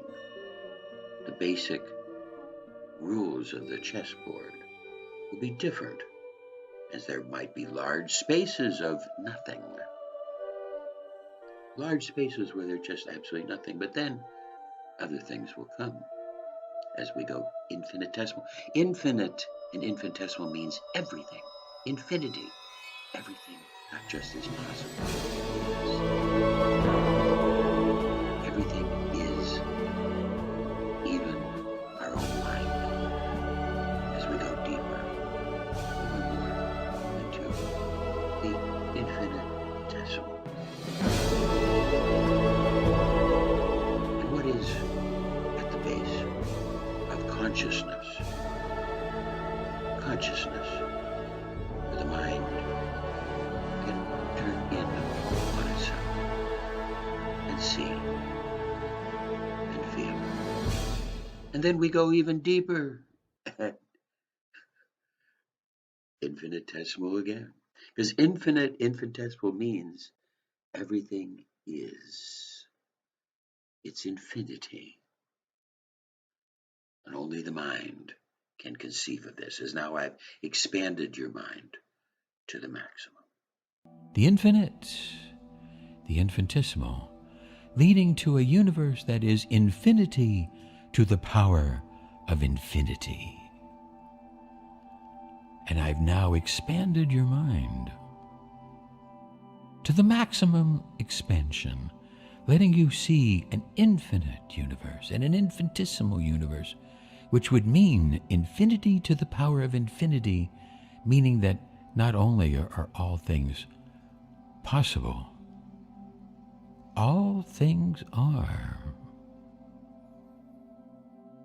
Because in every tiny grain of sand, there's an infinity to the power of infinity. And the point of consciousness is just a base. And wherever we are in this point of consciousness,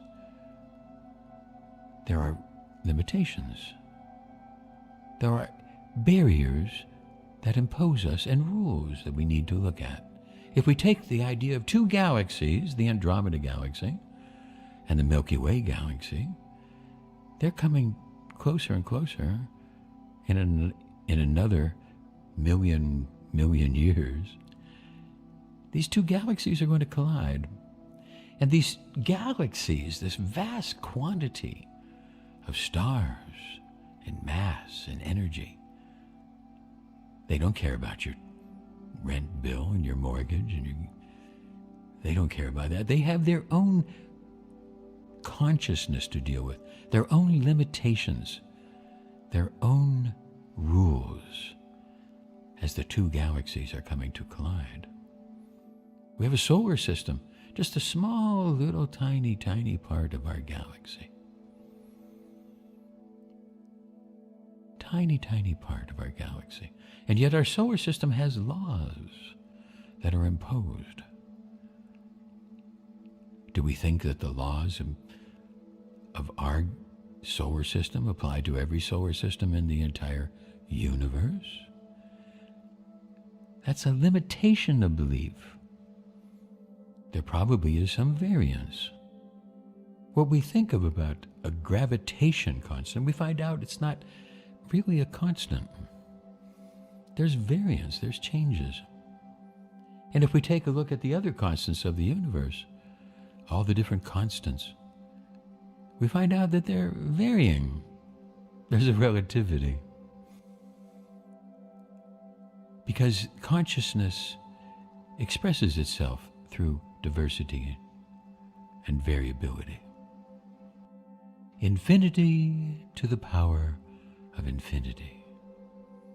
All the little things that we think about human beings being green, that is happening someplace, somewhere, because infinity to the power of infinity means all things are. But in your world, in your consciousness, you are imposed with ideas, and human beings don't become all green. Just very few of them do, certain times. Because that is kind of a rule and a constant. And if we look at the human body, what are we? But a big group of energy, because we're taught in 5th grade that the human body is made of atoms. And atoms have protons and neutrons in the center, in the nucleus, and electrons in the outer states of energy. And the electrons, they don't touch. You see, they're made of the same charge, and they can't touch each other. So one atom cannot touch another atom. You can't touch the chair you're sitting in. Slap your hands together, and your hands can't touch. What actually happens is the electrons will start to rebel. They repel each other, and there's distances between the atoms. But there are photons that connect. Photons are light particles. How many electrons are there in one human body? If we take the number of all the grains of sand on the planet Earth, what's proposed, and times that by all of the visible stars in the sky, multiply the number of stars in the visible sky by the number of grains of sand on the planet Earth. And you know what we find? There are more electrons in one human body. And somebody wants to tell you that all those electrons are the same. It's not true. That's just the perspective of a limitation of the science. Imagine all the electrons in the universe. They can't be all the same. And now we have expanded our minds to an infinite, infinitesimal universe. And with that, we've basically challenged the idea of all the science based on its limitations. We understand that those limitations are real in their own perspective. Your rent, your mortgage, your water bill, your gas bill is real within the perspective of your consciousness and the reality and the laws of what is happening to you. It does not affect the ant at your feet, the bacteria on your skin. They are in their own perspective of consciousness. And it's wrong for us to think that consciousness is just human consciousness. Plants are conscious. They have a consciousness. They move. They just have a completely different type of consciousness where they have a different time frame. And they have different rules and limitations in their existence and their struggle. And as we expand our mind to the infinite and infinitesimal, just realize that the human mind is like a sky, clear blue sky, extending infinitely in every direction. And through the mind pass words, but the words are not the mind. The words are just passing through. They're just labels and concepts.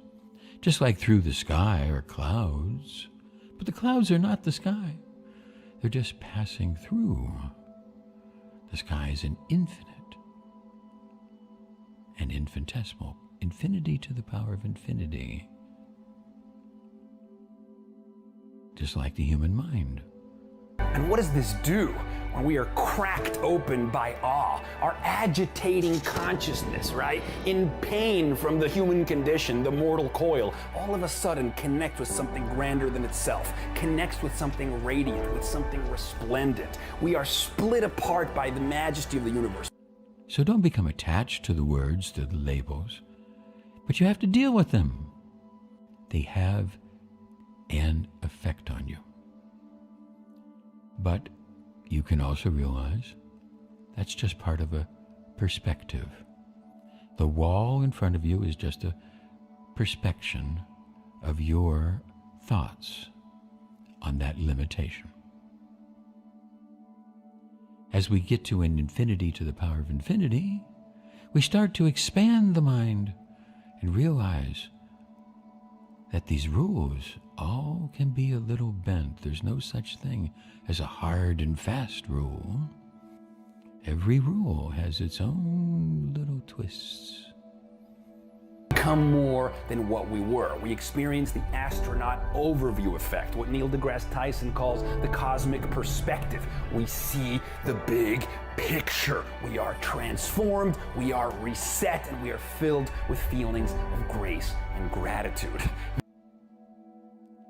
And now you can set yourself free from the shackles and chains of these limitations and recognize as you deal with them, there's a flexibility. And if your mind can generate new ideas, you can expand the flexibility. Awe therapy made possible by these technological instruments such as space telescopes enlarge us, right? They bewitch us and they, oh my God. What they do for the mind is they allow us to fit the universe through our brains.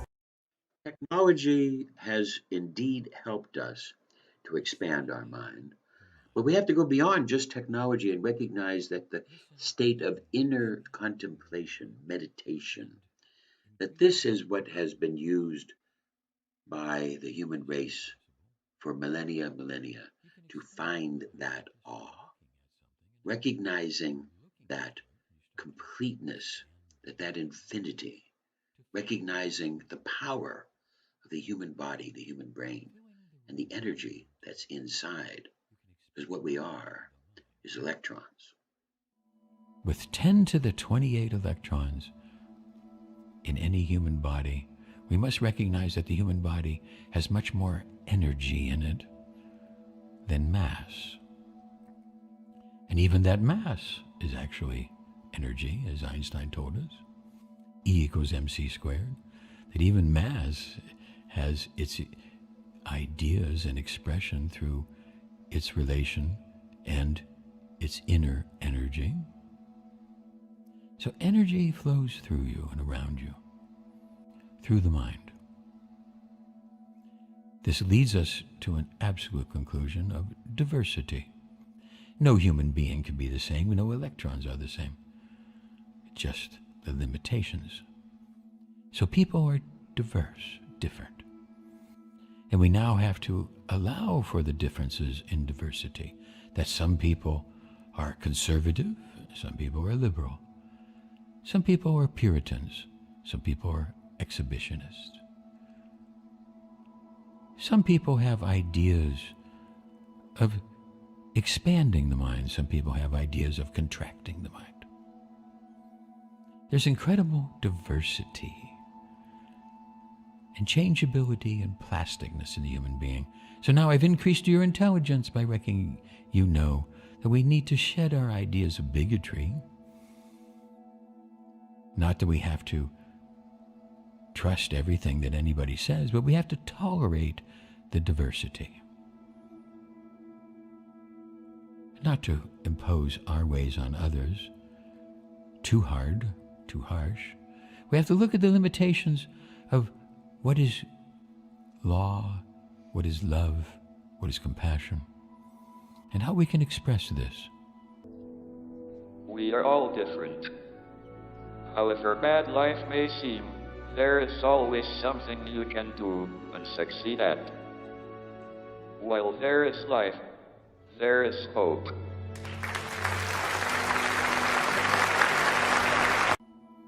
So now I've increased your intelligence, and I've expanded your mind beyond the limitations into an infinity to the power of infinity. Now use this next section to get in tune with the animal spirits of your shadow. This is your shadow. Watch the animals, see them, feel them, explore them. Feel them in your unconscious. They are part of your shadow. All these animals are part of you. Relax. Relax the mind. Let the mind be like a clear blue sky, extending infinitely in every direction. Through the mind pass thoughts. Through the sky pass clouds.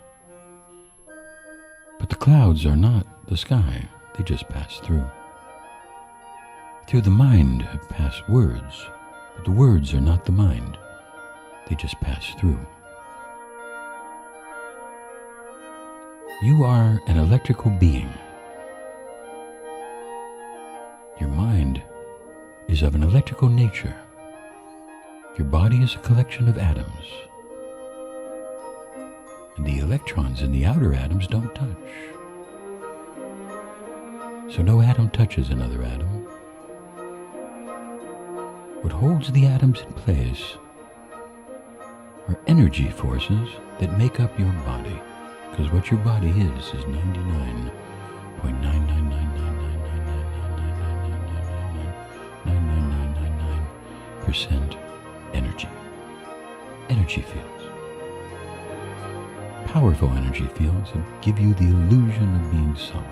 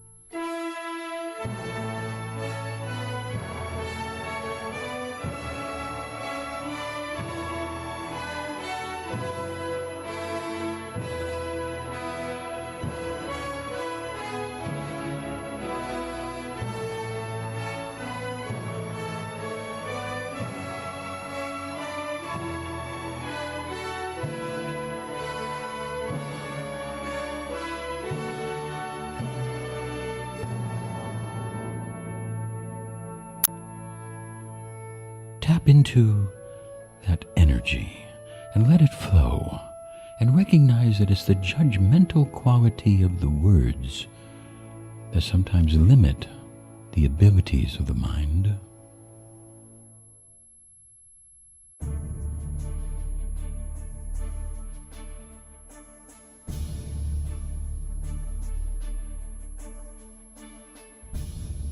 Sense that deep power of super learning deep inside you as you now enhance and enrich and maximize your peak performance. Charging the areas of the brain, topping up the energy to enhance your intellect, your intelligence.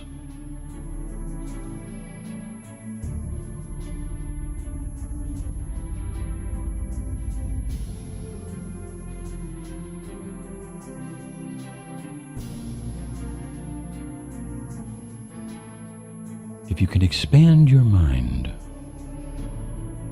and limit your judgments, we need to judge, or else we won't know what to eat. But over-judging can sometimes lock you into a pattern and stop you from seeing the answer to a question. Sometimes the answer is not in the usual way, but it might be something a little different. This is the birth of insight. Being able to look beyond the surface and look into the insight and see different solutions, expansive solutions, without being fixated. Release the fixations of the mind.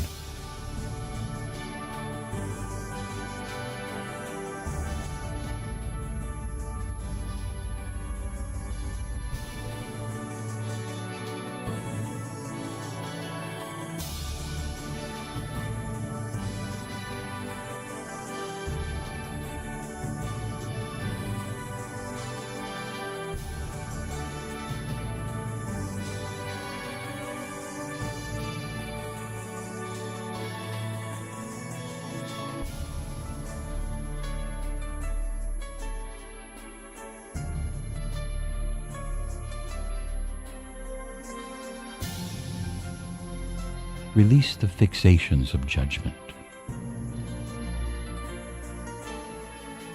Don't forget you have to be able to judge, but don't be fixated in the judgment. Be flexible. As you extend more flexibility, you will increase more your intelligence. As you feel more and more compassion expanding, you will increase your intelligence. You can be compassionate and allow yourself to make a mistake. Compassion towards yourself. And that expands your intelligence because you become more free to flow. And oftentimes your deep inside knows the answer anyways.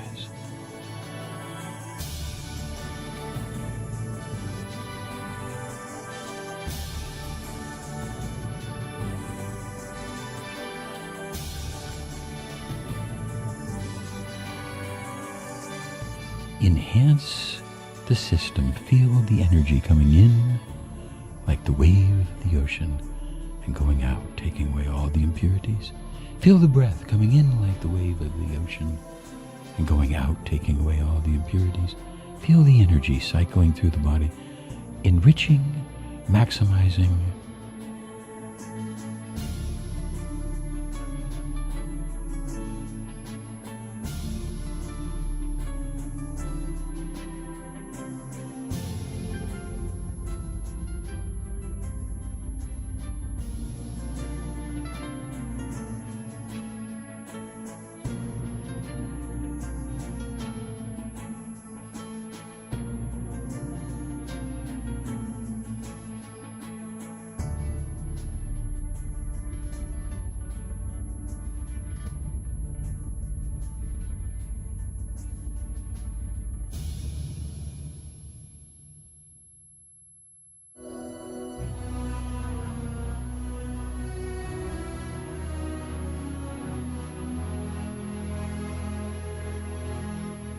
Developing, growing your peak performance to raise your intellect and your sport performance to make you totally the being that you should be.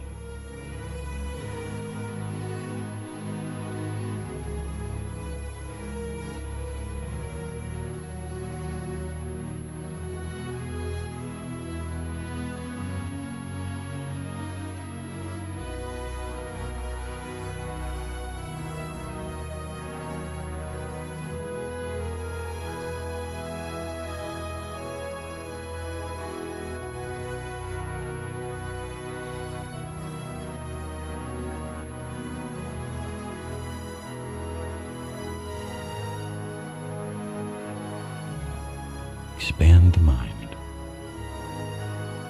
beyond the judgmental mind with compassion and caring and sharing.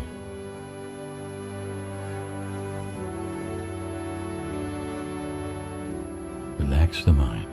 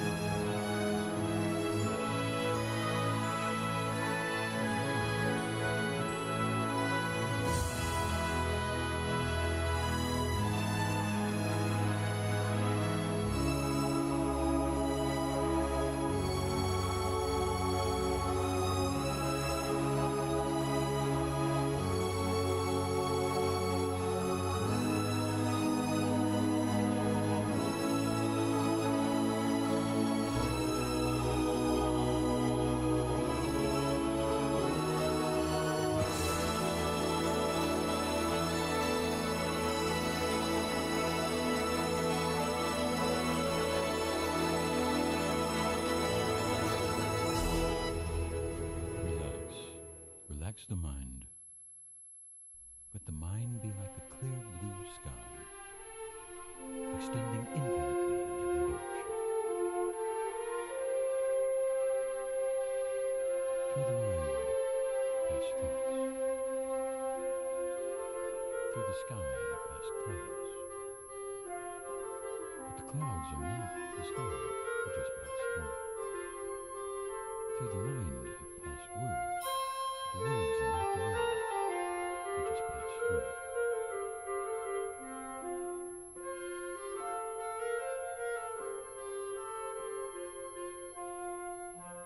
Relax. Relax the mind. Let the mind be like a clear blue sky, extending infinitely in every direction. Through the mind pass thoughts. Through the sky pass clouds. But the clouds are not the sky, they just pass through. Through the mind pass words. The words are not the mind, they just pass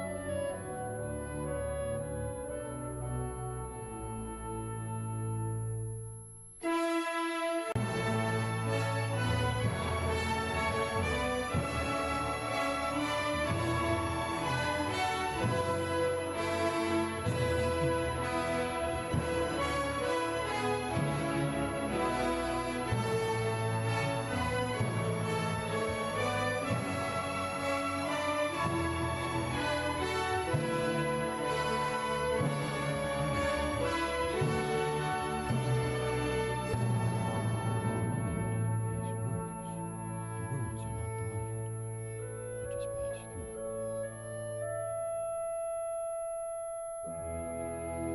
Now let me finish with the song Alleluia. I sang this in one take in church.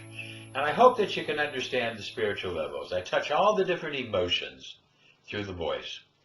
And basically, to let you know, the good, the bad, the up, the down, the left, the right, the dark, the light, the shadow.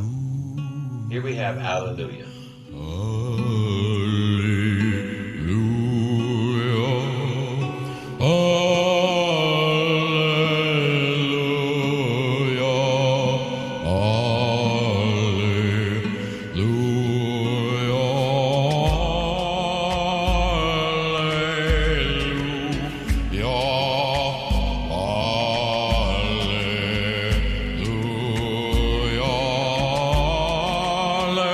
Hallelujah.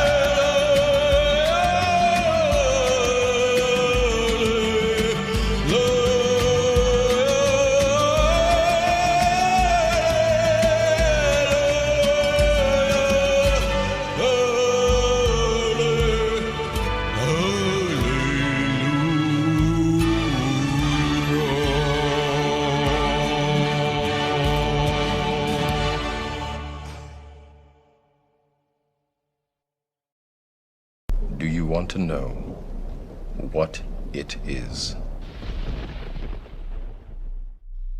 It is the consciousness of a freed mind, an intellectual mind, a learned mind. And it is.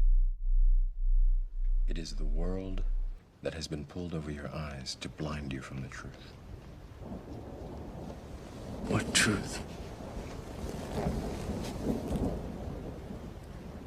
That you are a slave, Neo. Like everyone else, you were born into bondage, born into a prison that you cannot smell or taste or touch. A prison for your mind. You can set your mind free. You can set yourself free from this bondage, this slavery. You can become free. This is your last chance. After this, there is no turning back. You have a choice. You can stop learning from Immune. You can turn your back. You can just walk away and go back. The story ends. You wake up in your bed and believe whatever you want to believe. You can turn away. You can return to your life of mental slavery. Go back. Or perhaps you might want to step forward. You have to see it for yourself. Or you can take the challenge and learn from Immune. Set your mind free. Set the intellect free. Challenge your false beliefs. And then you will. You stay in Wonderland, and I show you how deep the rabbit hole goes.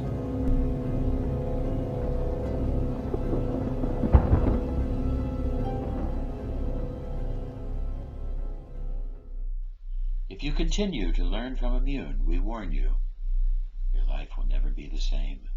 We will set your mind free. All I'm offering is the truth, nothing more. As you continue to set your mind free, free from the slavery, there's an incredible responsibility to yourself to be able to have discipline, to be able to have integrity, to help others find it as well.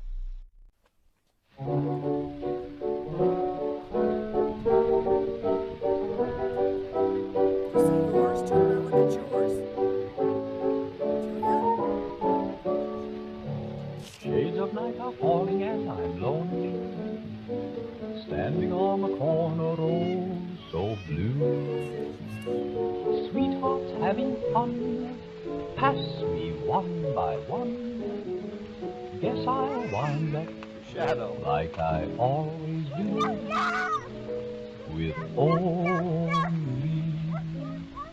me and my shadow. That's your shadow. Strolling down the avenue. That's your shadow. Me and my shadow. Not a soul to tell our troubles. What is that, your shadow? And when it's 12 o'clock, we climb the stairs. We never You know, can't get away from it. for nobody's there. What is your shadow? Just me and my shadow, all alone and oh so blue.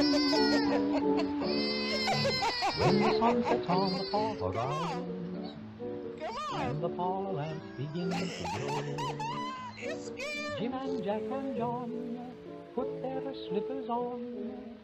They're all set, but we're still on the go. So lonely, me and my shadow, strolling down the avenue.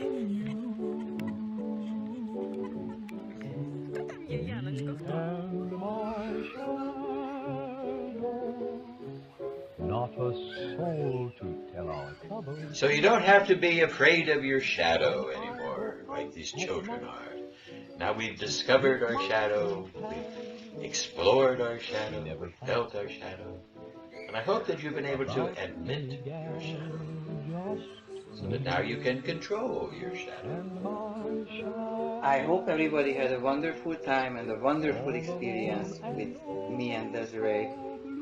We made this for you to grow, to explore, to enjoy, and to live on a higher level